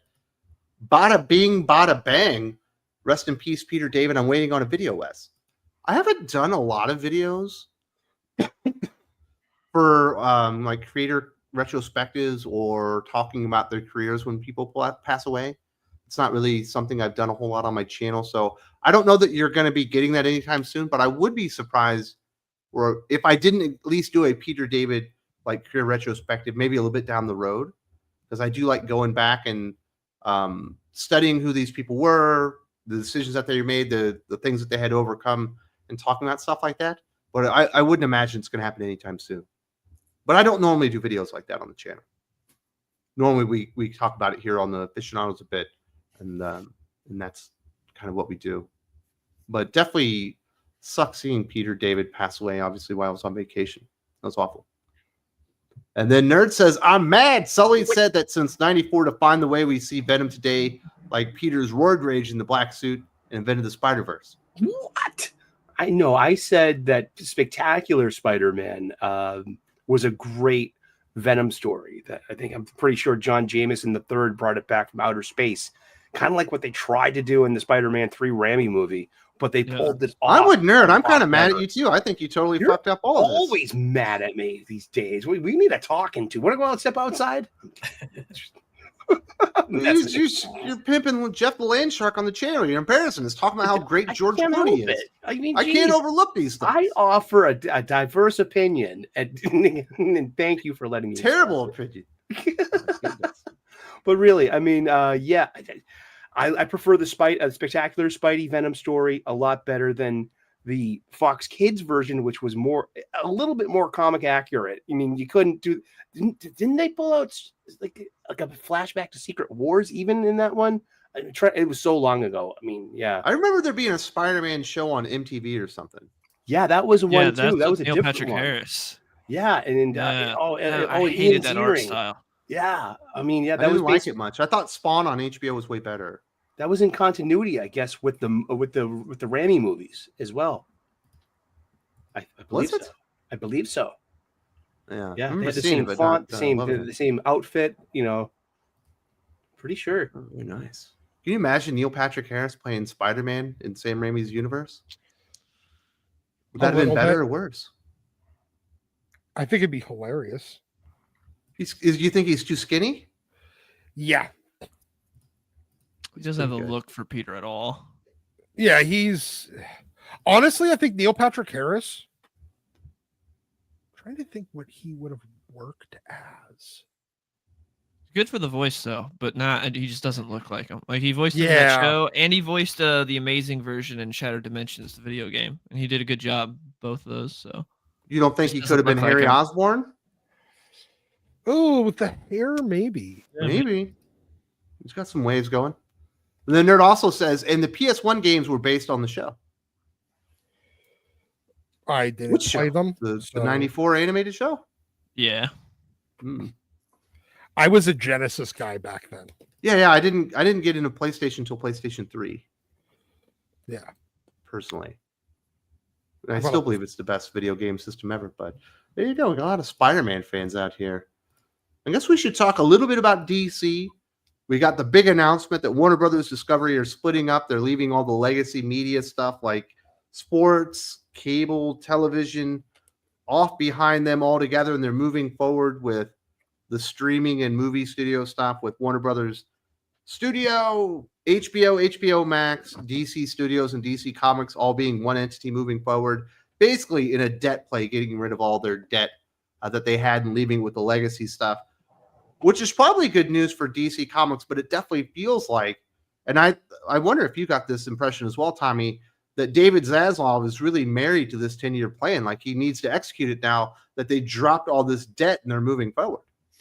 Absolutely. I think it could be really good for DC, or it could be really bad. I think the problem with just comics in general is they don't have a threshold for what is good and what's bad as far as sales per week or per month per title. If they would put a threshold where, you know, a title needs to do this amount of issues in sales, that would fix everything, because then you would get rid of a lot of the weird stuff that's been creeping into comic books. The problem is they don't have any of those kind of goals. So whether they're part of WB, whether they split, if they don't have some sort of a threshold on what's good and what's not based on sales, then you'll keep producing really bad quality comic books. So I think that's where they need to go. But I like the focus. I like that they have a 10-year plan. Let's see if it can be executed. This is their chance, though, with the MCU and everything that's happening in comics faltering a little bit on Marvel.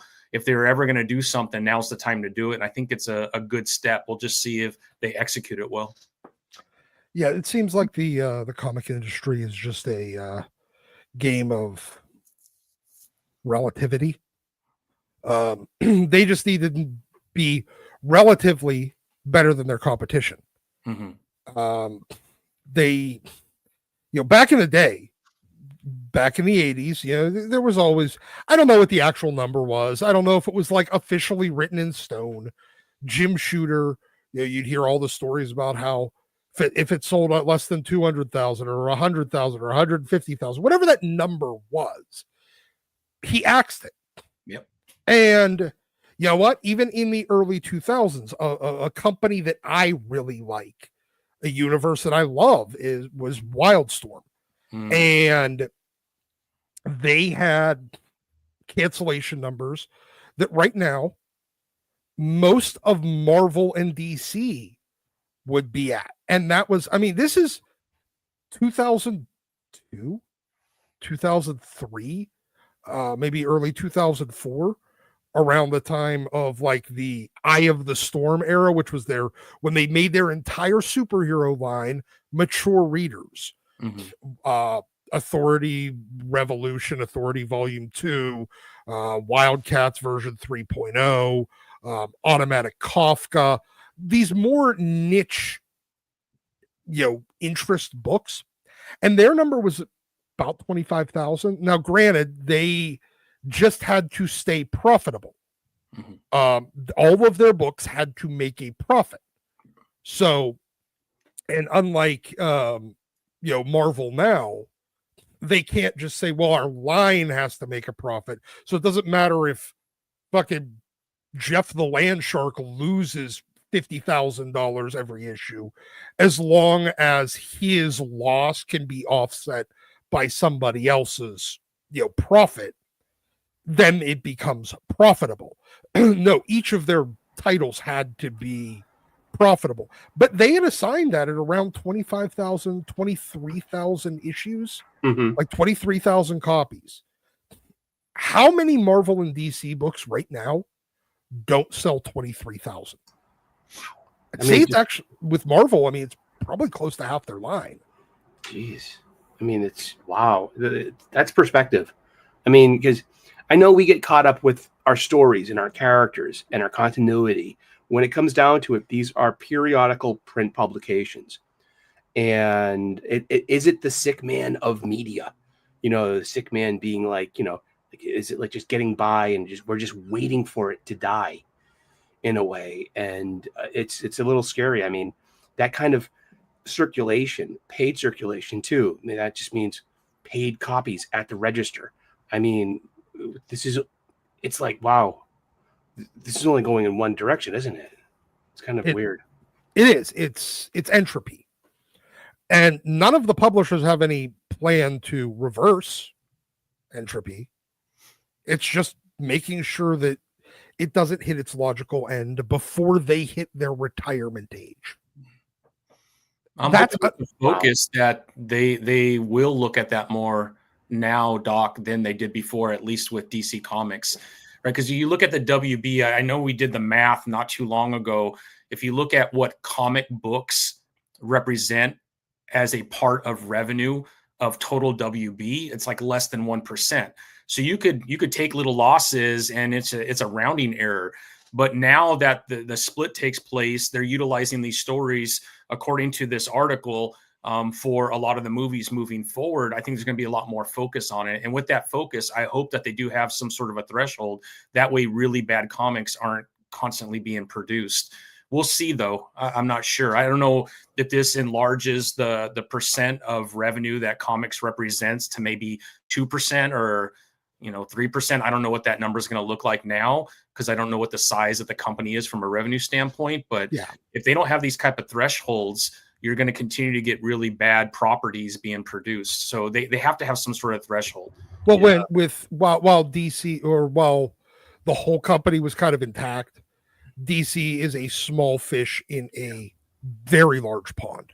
Absolutely. With the splitting of the companies, depending on exactly where DC goes, they still may be a small fish, but it's going to be a much smaller pond.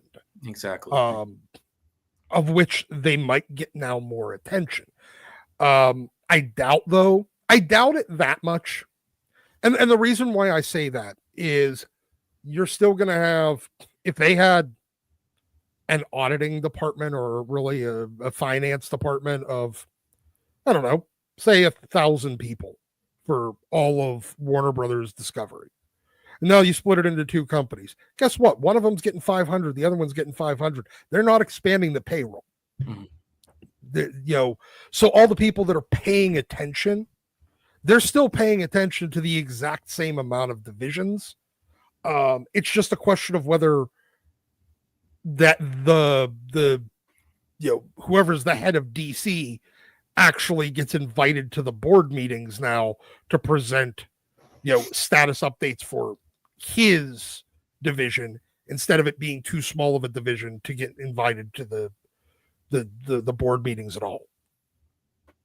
I feel like the investment, though, on the movie side is going to increase significantly with this split, right? If you have a 10-year plan, and part of that 10-year plan is producing a certain amount of movies over that 10-year plan, I feel like there's going to be a lot more revenue going towards some of these projects, which is going to bring, I hope, a lot more eyes on the properties that they're taking these stories from. And I hope that the quality continues to get better. I agree. I think DC is in its best spot that it's been from a storytelling standpoint in a long time, even though there's still some, titles that sneak in, you're just like scratching your head with. But I feel like it's better this year than it was last year, for sure. Yeah, but I have the feeling now that they're going to be split off and DC Comics is going to be so much more tied to DC Studios that you might see like James Gunn's vision of DC Comics kind of come to fruition, where the movies and television and animation projects are what's driving what we're getting in comic books, rather than, comic books coming up with a story and then them adapting them later. That's my big fear, personally. Yeah, absolutely. That would not be good. And I think that will take them backwards. Yeah, because I think people are better animating stuff to the movies and just creating ideas whole cloth and then basically basing your entire comic book universe on it. But it could be a great idea, Dylan, if all of a sudden they see DC Comics as an IP generator and they need to invest more into that, and it brings in better creators to come up with better stories from their top list characters that they're hoping that they can adapt down the road, then perhaps it could be a golden age DC. That would be great. It'd be nice if they kind of put the comics division under a microscope and looked like, oh, this is really bad and no one really likes this book. And why is this writer on Red Hood? What's going on? They try to figure things out, actually try to make things more quality. That'd be nice. I would appreciate that, but who knows? That's just being optimistic. We won't know until it actually happens to see what's going on. Yeah. But it feels like they're firmly committed to the 10-year plan in the DCU, though. Now, as a DC fan, Dylan, and you've witnessed, obviously, the Marvel Universe from a very young age. You might have been a wee lad when Iron Man came out, and actually... Yep. As an older person, I'm a little jealous of the MCU, and I wish we had gotten our version of MCU for DC characters. Is that something like that you have to see in your lifetime, or you expect to see? Or will you be disappointed if it never really comes to fruition, where they really lead up to a genuine Justice League movie? I mean, I won't be too. Wow, I just heard an echo of myself. That was loud. No, I won't be too mad if it doesn't happen for DCU. I just hope we can get some Superman movies, actual consistency. Like if he never teams up with Batman or the Justice League, that's fine with me. But if we could get like a trilogy of Superman movies, that'd be nice. I don't even really care about the connectivity with DC, to be honest. I don't think we need it too much. As long as we can get like multiple movies for these characters and they can at least build their own worlds, I'd be fine with that. Because the MCU's just falling apart. But just give me good movies and I'm happy. I don't necessarily need to. It would be nice. See a real version of Brainiac. Something Yeah. you've never seen before. Exactly. It would be nice to see them cross over and actually handle that well, but that's not my number one priority with these movies. I'm already kind of upset because James Gunn's talking about the Superman sequel and how it's not really a Superman sequel, and it sounds like it's going to be maybe World's Finest. It's like, oh, so we're kind of retreading what we already did, where it's like, there's Man of Steel, and here's the Man of Steel sequel, but it's not really. It's a Batman Superman movie. And it's like, I mean, a World's Finest movie would be cool, but maybe a Superman sequel too. You know, you could do that as well. Instead of teaming up instantly.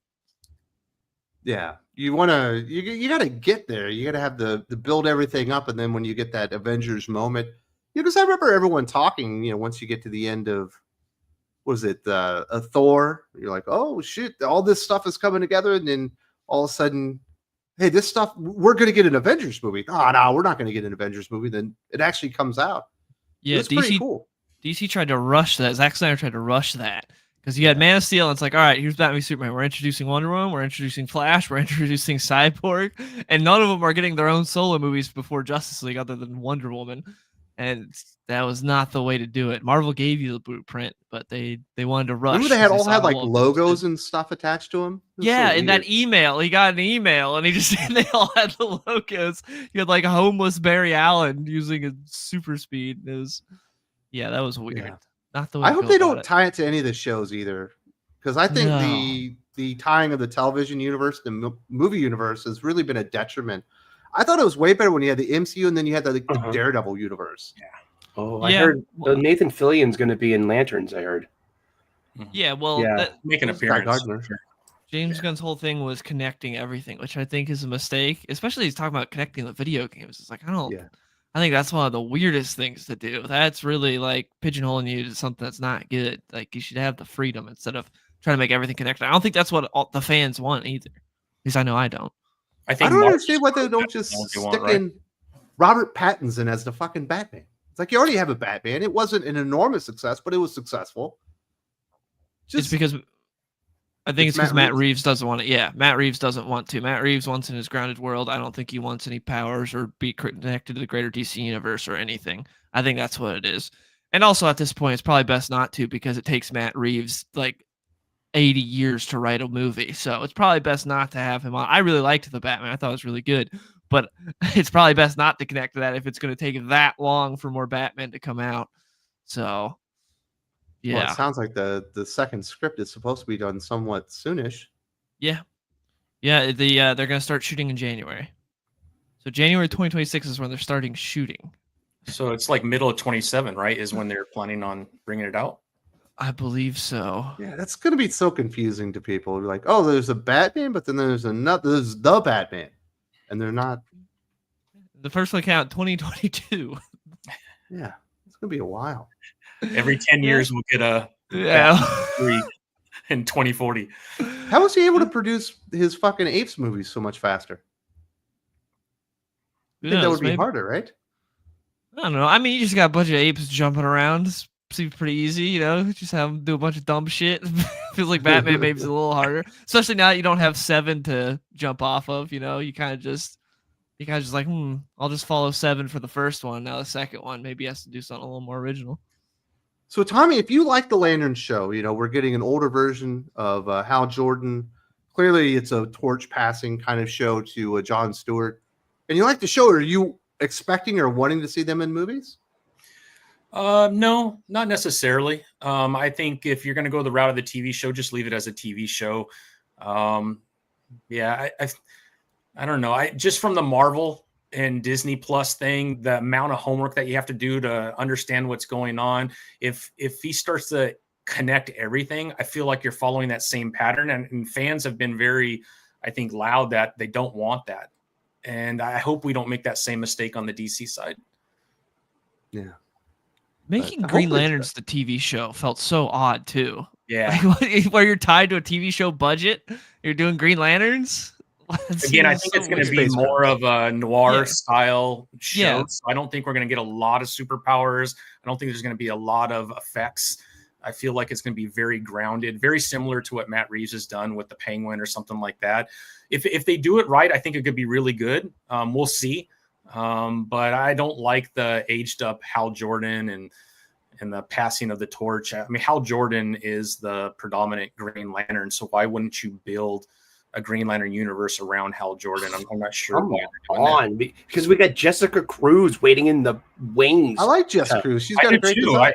I hope they get a really good Jessica Cruz and she makes an appearance as well at some point. But I mean, Hal Jordan is Green Lantern right now. Oh my God, JoJo Mullen's going to end up in this show any second. It's coming a mile away. They're parallaxing Hal instantly to make John the star. That's what's happening. Yeah. Hal's getting parallaxed and kicked to the curb, and John's going to be the main one. That's what They could get the lady from happen. Star Trek Discovery to play Joe.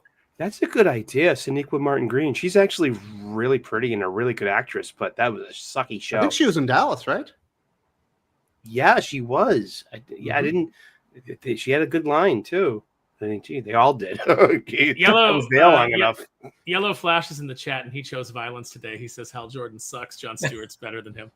He clearly doesn't read Green Lantern. Yeah, it sounds like a guy that just watched a Just League cartoon and that's it. Yeah. Didn't read the Jeff Johns comic books. You want to come on and fight, Yellow Flash? Let us know. But yeah, I don't think they should be connecting the animated video game, television, and movie universe stuff. But hopefully the Superman movie is going to be big. And it looks like by the projections, Dylan, that Superman might go over like 160 on the opening weekend. Yeah, I already got tickets to see it twice. I'm seeing it on the Tuesday it comes out. I'm going to see it with my brother, and then I'm going to see it with my girlfriend on the Saturday.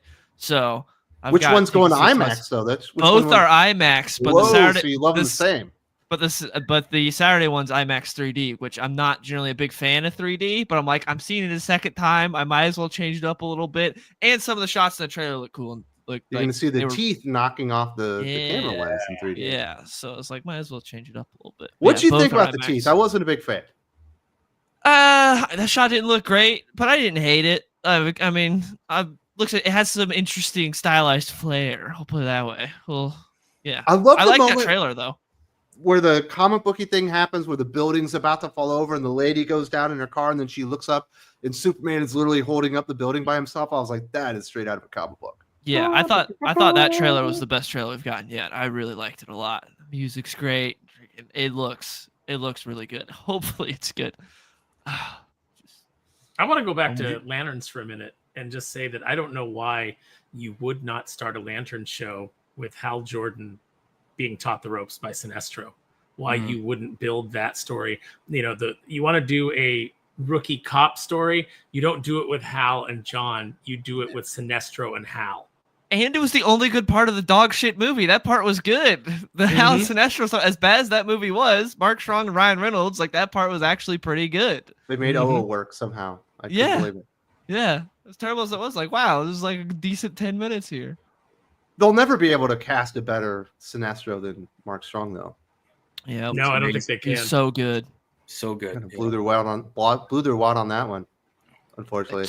It's so weird to make Green Lantern your like grounded detective story. It's like it's Detective Comics. You have so many different detectives to choose from. It's like could be a Dick Grayson story. It could be that Clayface movie. You could do the question. You could do. I like would kill for the question. And he would fit perfectly for a TV show. But instead, like Green Lantern, which could probably use a big budget and be a really cool sci-fi movie. Let's do True Ryan Detective. Reynolds killed Green Lantern for movies. Yeah, it's been Ryan Reynolds didn't kill it. Jeff Johns killed it when he rewrote the script. That was like 15 years ago, man. We got. I know. I don't but the appreciate stink you is still talking on shit it. on my guy here. I think I like Jeff Johns, but listen, he rewrote that script and then later tried to distance himself from it. But he was bragging about rewriting it when it came out, and he just made a big mistake, which is Hector Hammond was a big mistake. Hector Hammond was a big mistake, and front loading the audience. Now maybe he didn't make that call with all of the information at the beginning being front loaded to the audience.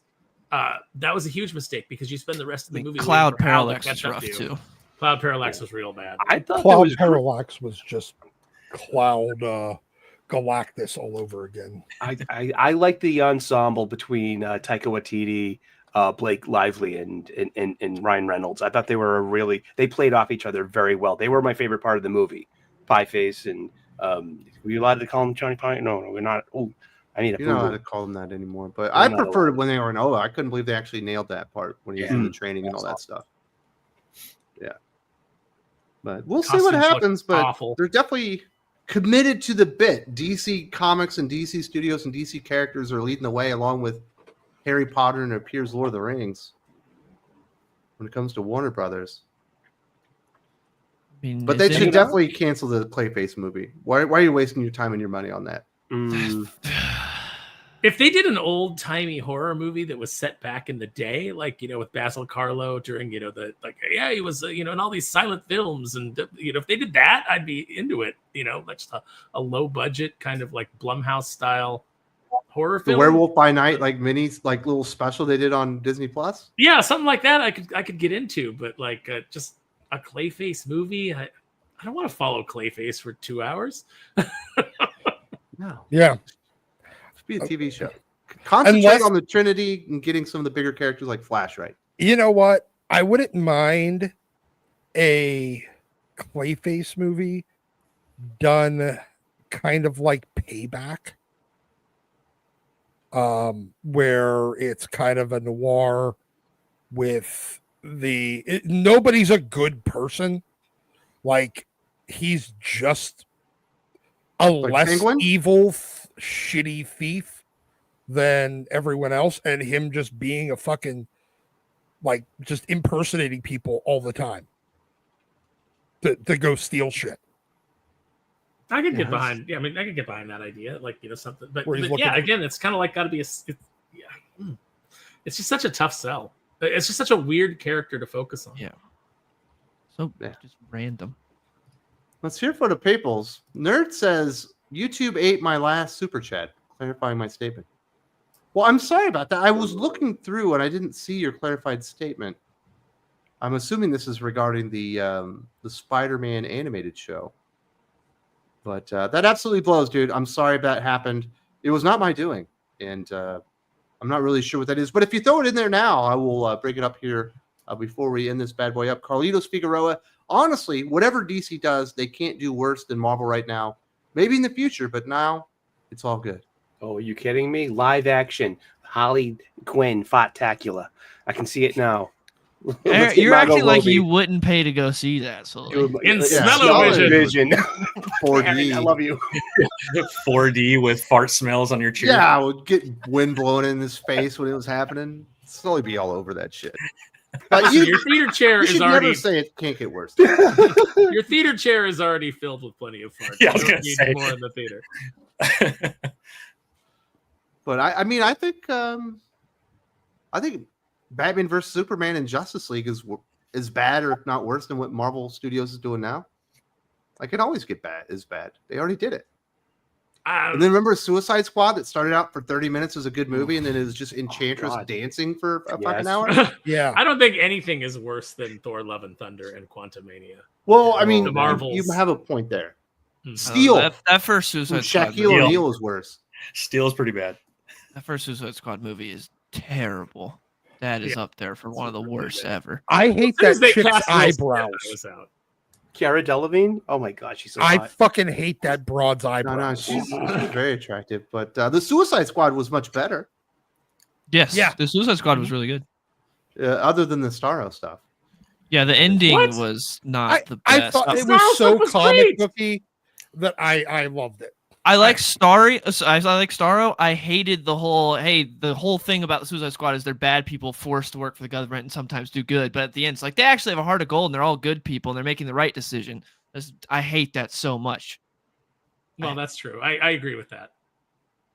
But yeah, I thought the Suicide Squad was pretty good. So I guess maybe that, but it's a completely different tone than Superman. But hopefully James Gunn's got it. I'm still looking Visually, it forward looked to really good.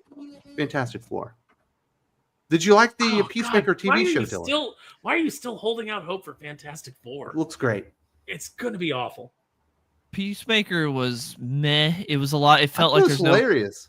Yeah, It was funny at some points, but it felt like it was very much there's no quality control for Gunn. He just threw whatever he wanted to at the wall. And I hated what he did with Vigilante. I really hate that. That's my big thing with Gunn is he does this whole, I'm a big comic book fan. Here's these obscure characters that a lot of people don't know.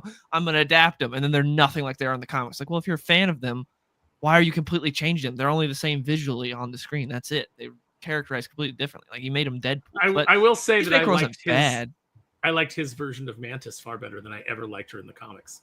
Never had any interest in her in the That's comics. because you like Tom because she's hot. Well, and she was adorable in that role. Like she was a cute character. Every time Mantis showed up in the Avengers, I was like, oh god, here we go. It was like when Kang would show up, I'd be like, oh, I'm gonna have to get through. I just like her and Drax together. They're great. Yeah, they play off. Even the little was that a Christmas special that they did? Yes. Yeah, they were actually really good in there too. Kevin Bacon, yeah. Nerd says, Dylan, what are your thoughts on Dispatch, the superhero game? I haven't played it. It looks kind of like a Telltale type game where you kind of just select options. So generally not my type of game, but I haven't really heard much about it. It's where you play as I think a superhero dispatcher, and you manage a team. You decide, you guys go save these people. You go help with this thing, and then make decisions. So you're like playing Sim City or Civilization, but instead of controlling like where the building goes, you control which superhero to send? Kind of, I think so, yeah. Like I said, I haven't really looked into it much. Like a general manager. Yeah. Like coach mode in a video game or in a sports game. Yep.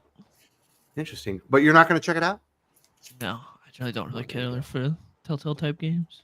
And then he also says, did no one watch the Green Lantern CG TV show?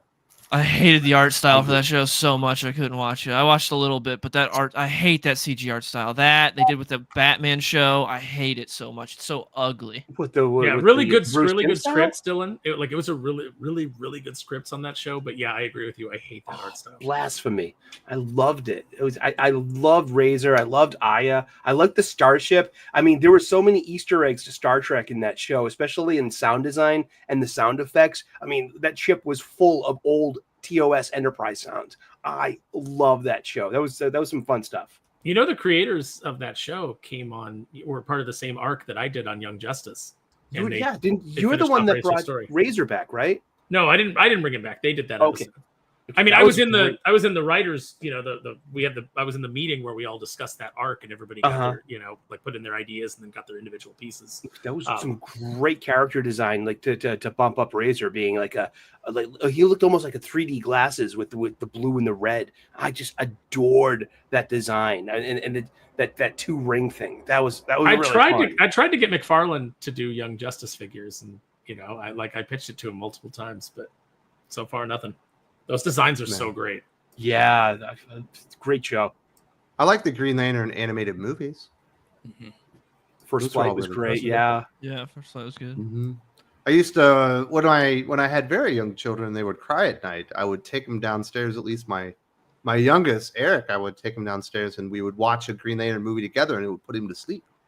So I got to watch that for like 3 months straight because he was a bit of a crier.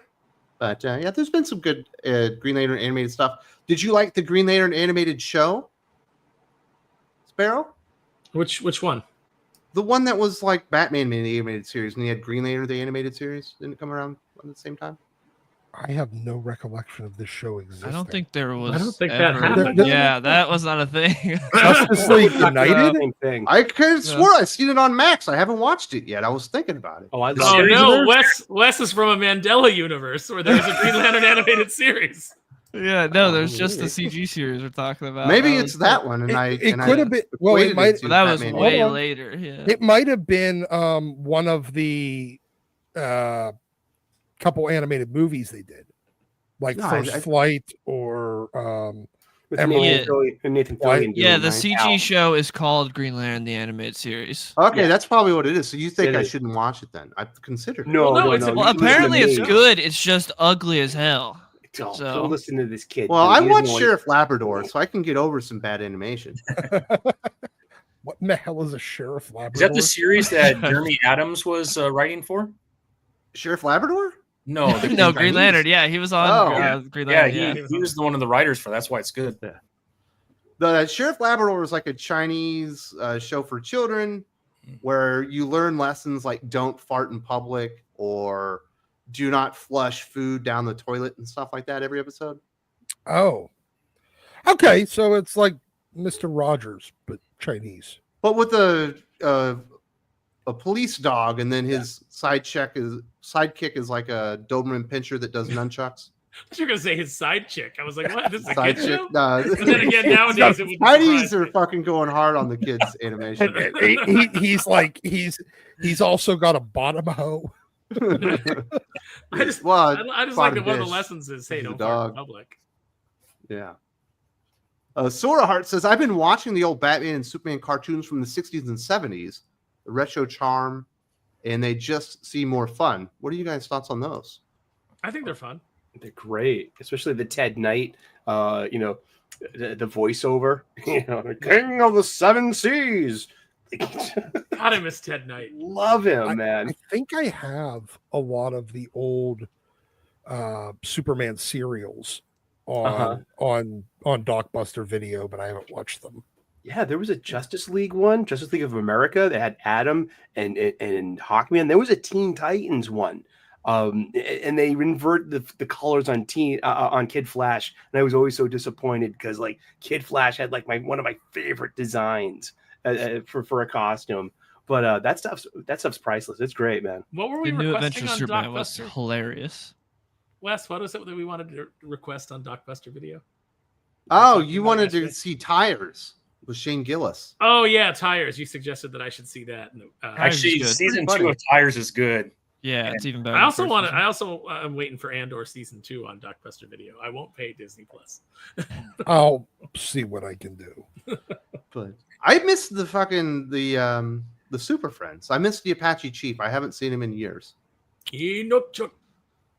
He's such a good Who do you character. like better, Wendy and Marvin or Zan and Jaina? I don't know. I It's don't- too difficult. Oh my goodness. I mean, my opinion of both is low. Actually, if you want to see one of the more recent appearances of Apache Chief, Wes, there's a great episode of Harvey Birdman, Attorney at Law, where he has to defend Apache, or where he has to help Apache Chief sue a restaurant because he spilled hot coffee in his lap and he can no longer grow large. Huh. I never watched Harvey Birdman. Is it good? It's good, yeah.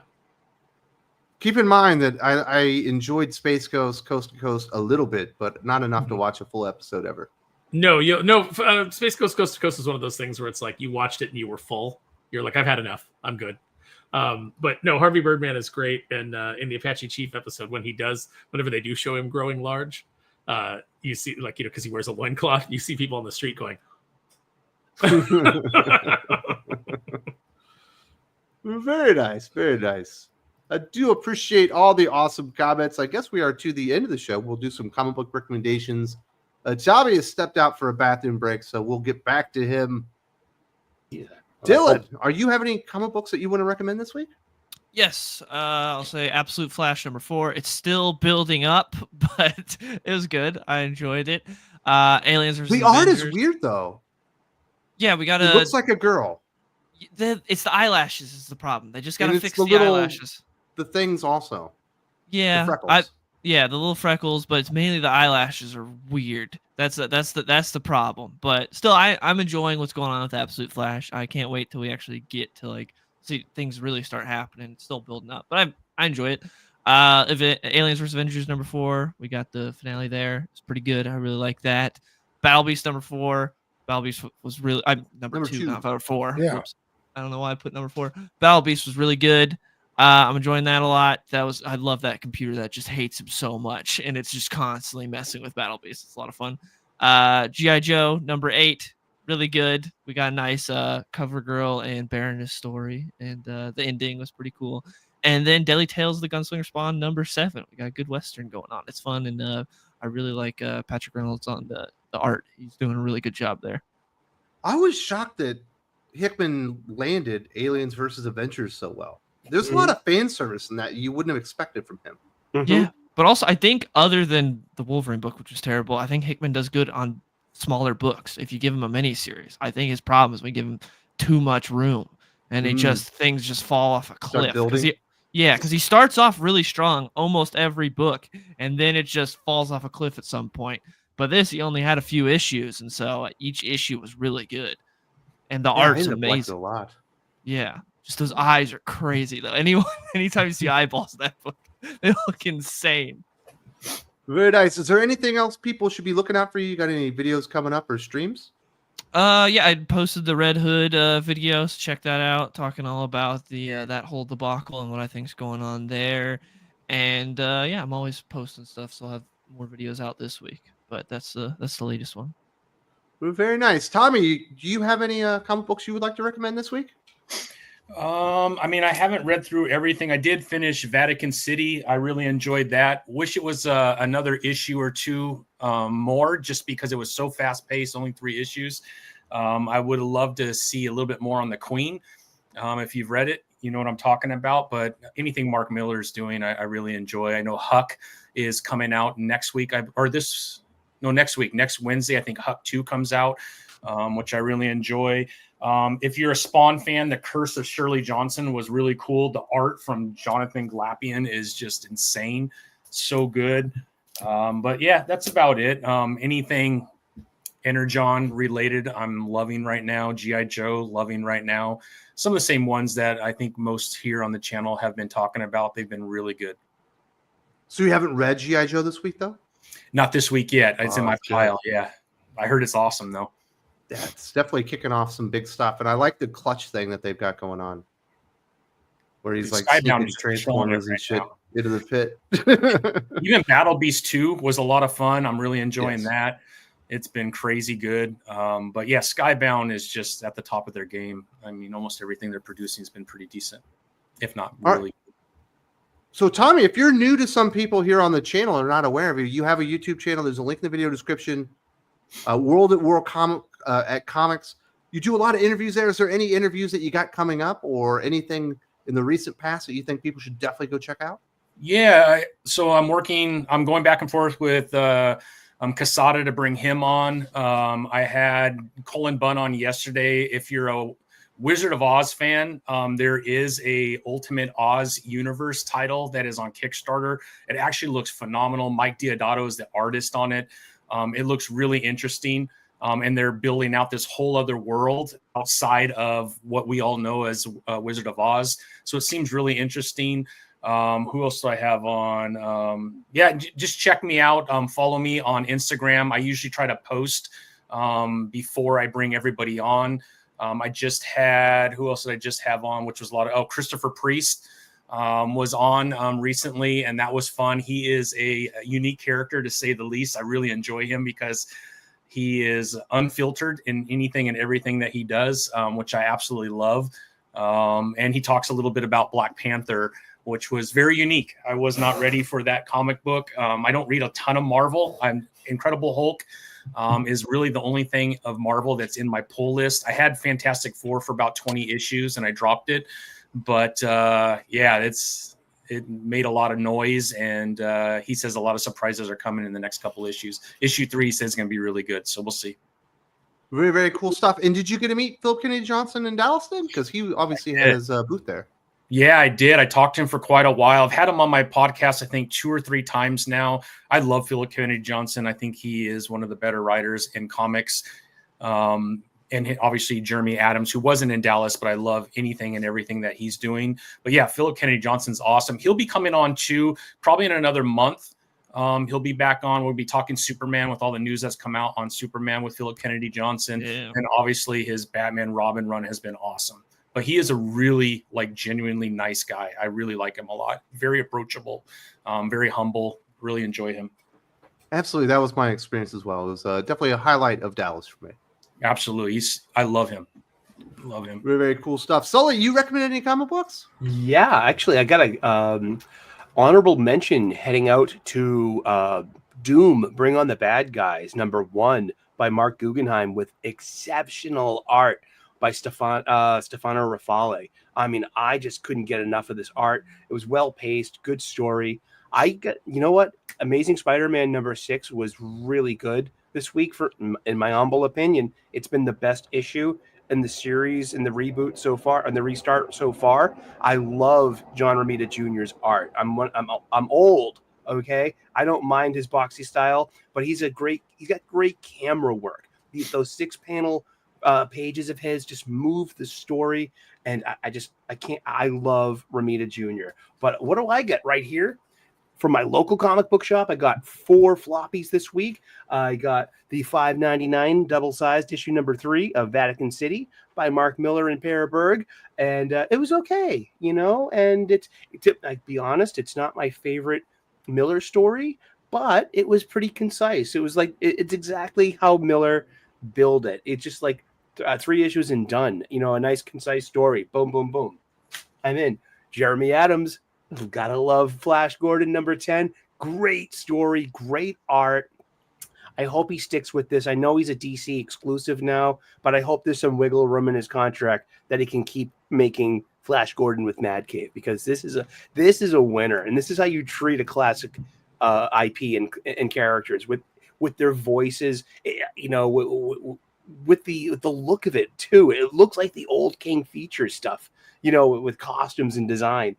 This one's a winner. Don't sleep on Flash Gordon.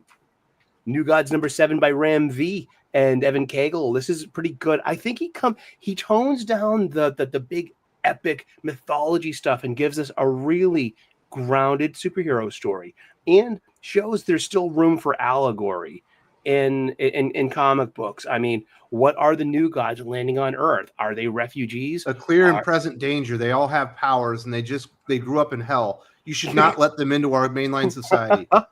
And what a stupid question to ask. But I mean, what came right behind them was the New Gods of Apocalypse too, who snuck in. So Granny Goodness and Desaad are out there, and what do? They're chaos agents. They're gonna, you know, just do their thing. I love the New Gods, especially their bad guys.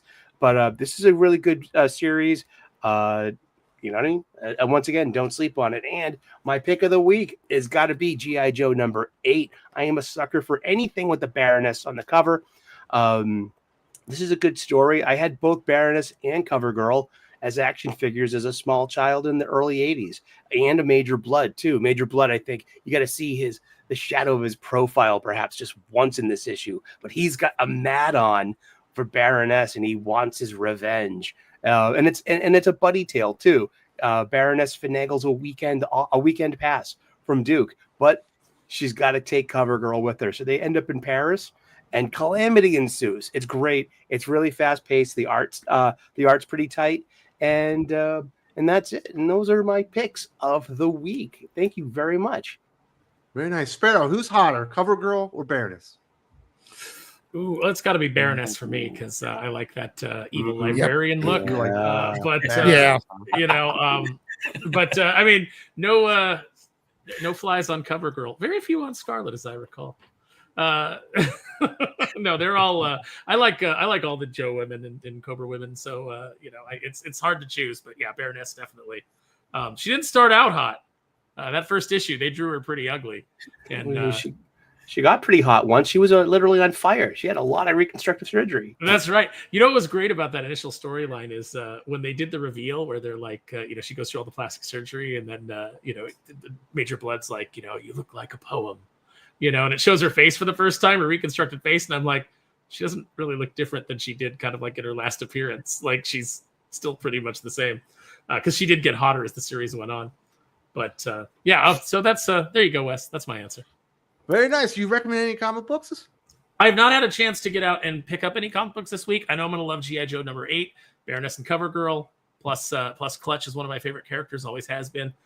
So since I can't recommend any comics yet this week, I'm going to go ahead and I'm going to recommend the new Frag Viper figure from G.I. Joe Classified. The 4 that I ordered came in the other day, and man, this figure is beautiful. I had this figure as a kid. I only had one of them. Now I have 4. I rule. With the highlight. Mm-hmm. Yeah, the highlight to throw the grenades. It's he's got some weird like energy grenade now, but it still doesn't detract from how what an epic job they did on this figure.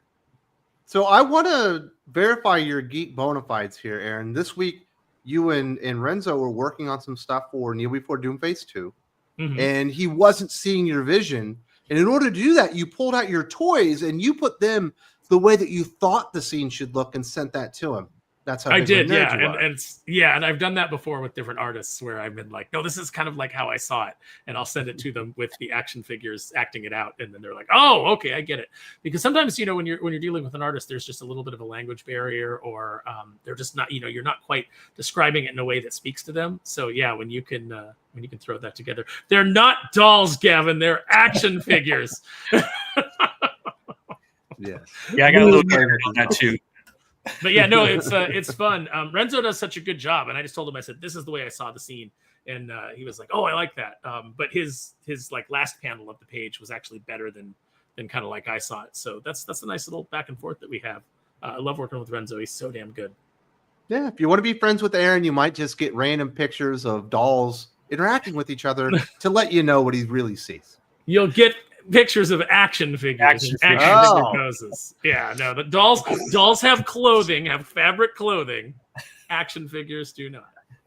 Merman pop. But since you did bring it up, I should have the letters back for Kneel Before Doomface #1 this week. Once those are back and I'm able to approve those, you know, if we don't have any corrections, we're going to move into post-production. So if you guys have not backed Kneel Before Doomface yet, please go check it out. Please get your pledge in. You know, some of those covers are going to end up being really rare. So I you know, definitely recommend that you go check it out and see if there's one that you like. What if they want the preview? They can't wait for that. Is there still copies available? I know. Yeah, there's still copies of the. I always what I promised the readers when they came on is I said if I ever did any exclusives, I would always have a certain percentage of them that went up on the kneelbeforedoomface.com website so that they could, you know, have a shot at them. They couldn't get out to a show, and there are still some copies available of the preview edition, which has some of Renzo's art, no letters on it, so you can just see all the work that he and Oscar put in. Very, very cool stuff. And Nerd says, Aaron, I need you to play an old game called Freedom Force. Oh, I played Freedom Force, my friend. I was a big fan of it. And, you know, the main Captain America style hero was the Minuteman, if I recall. And then you had it had something, like Compound X or something gave them all their powers. That was a really fun game. Is it still available? Is it still available? Like, can you like still play that today? Like, is it on Steam or something? I don't know. I went and played Oregon Trail a few weeks back. I know that you can play. Oh yeah. I know that you can play City of Heroes and City of Villains on there's the company that appears made it. That Freedom Force is still on Steam. So is it really? Oh yep. Man, that's cool. Old school goodness. No, I'd love to. Actually, some of the characters that are in Kneel Before Doomface are characters that I used to play on the City of Heroes, City of Villains servers. But I learned on Oregon Trail, Aaron, that if you put your real wife and your real kids' names in there, when they die in the game, it upsets you. You feel sad? Like, fuck! No! I find that when you put the aficionados' names in there and you lose one, it no, when I put you guys in there the next time, I didn't care. I was like, oh no, see, I mean, no, I didn't care. I didn't care when Jim died of dysentery because let's be honest, I expected him to die on the Oregon Trail. You know, I expected it to be more of a physical injury type of thing, but yeah, but like when we lost Sully, I felt really bad. But it's not bad. It's not the one where you have to type like bang, bang, bang when you're hunting or whatever. It's the one where you walk around and you shoot like bears and stuff. But it's a very early edition. But I won one time without getting anybody killed, and then once people started dropping, I had to quit playing. It was affecting me emotionally. Couldn't handle it. Did you do the whole Daniel Day-Lewis thing? I've abandoned my boy. I've abandoned my child. Yeah, that's what it felt like. Last but not least, Doc, do you got anything to recommend this week? I actually do. And I even have some new comics. I'm going to recommend G.I. Joe #8. Definitely, the fucking book's good. Every issue of this book has been good. It's going to continue being good. And this is what I want Josh Williamson to do for the next of forever. I want him to be the a real American hero G.I. Joe version of Larry Hama. That's just what I want his career to be. And I will be disappointed if it is something else. Then we'll go with Vatican City #3. See, I actually bought new comics. So there's a couple of books that are actually getting me to go into a comic shop. Vatican City, considering #1 sold out, like the day it was released. Actually gets me to go into a shop on a Wednesday. So this one I have not had a chance to read yet. I loved issue 2. I want to read number 3. Even at $6, I'm like, whatever. It's double sized, so it's fine. Then we will go with A Real American Hero, issue 317. This run has, Wes, thank you for convincing me to start reading A Real American Hero. You're welcome. Because I think I started around issue 3. I started around issue 313, but then I went back to around 309. That was as early as I could find without starting to dig into back issue bins. So yeah, this series is really fucking good. I feel like Larry Hama got his second wind on this run, and he's just being allowed to do things that make sense for G.I. Joe Real American Hero. Then we will go with one of my favorite all-time Spider-Man covers, the Action 1 homage. And if you see on the police car, it even says 1938 on there for the homage. I don't know. There's a fucking glare. But yeah, I love this. I love this cover during that McFarlane run. Oh, so good. Such a great cover. The story's all right, but who cares? It's all about the art. And then, since I recommended issue 348 yesterday, I'm issuing 349 this time. The last part of the Art Adams trilogy on Fantastic Four. And now you have the Fantastic Four and the new Fantastic Four running around together. And Art Adams drawing it. Yeah. It's perfect. Go read 347, 348, 349. So those are my recommendations for this week. Very, very cool stuff. And then Nerd clarifies the GOG version, the Valve version is broken. I believe he's talking about Freedom Force. You're going to want to play on like GOG.com rather than Steam. Apparently their version of the game is broken. Okay. Does that happen a lot? Does the stuff just break on Steam? Maybe for old games. I mean, that's kind of what GOG's for. They're called good old games. So I guess they do a better job of like porting them to the newer OS. Well, and I bet that's probably that their OS updates don't sometimes run into conflicts with the ports. Well, very good. I learned some new stuff today. Really appreciate that. I want to say thank you very much, and certainly to Tommy. First time on the channel, but certainly not the last time. Really appreciate that. Hope you enjoyed the Comics Aficionados, and we will be back next week right here on Think Critical YouTube.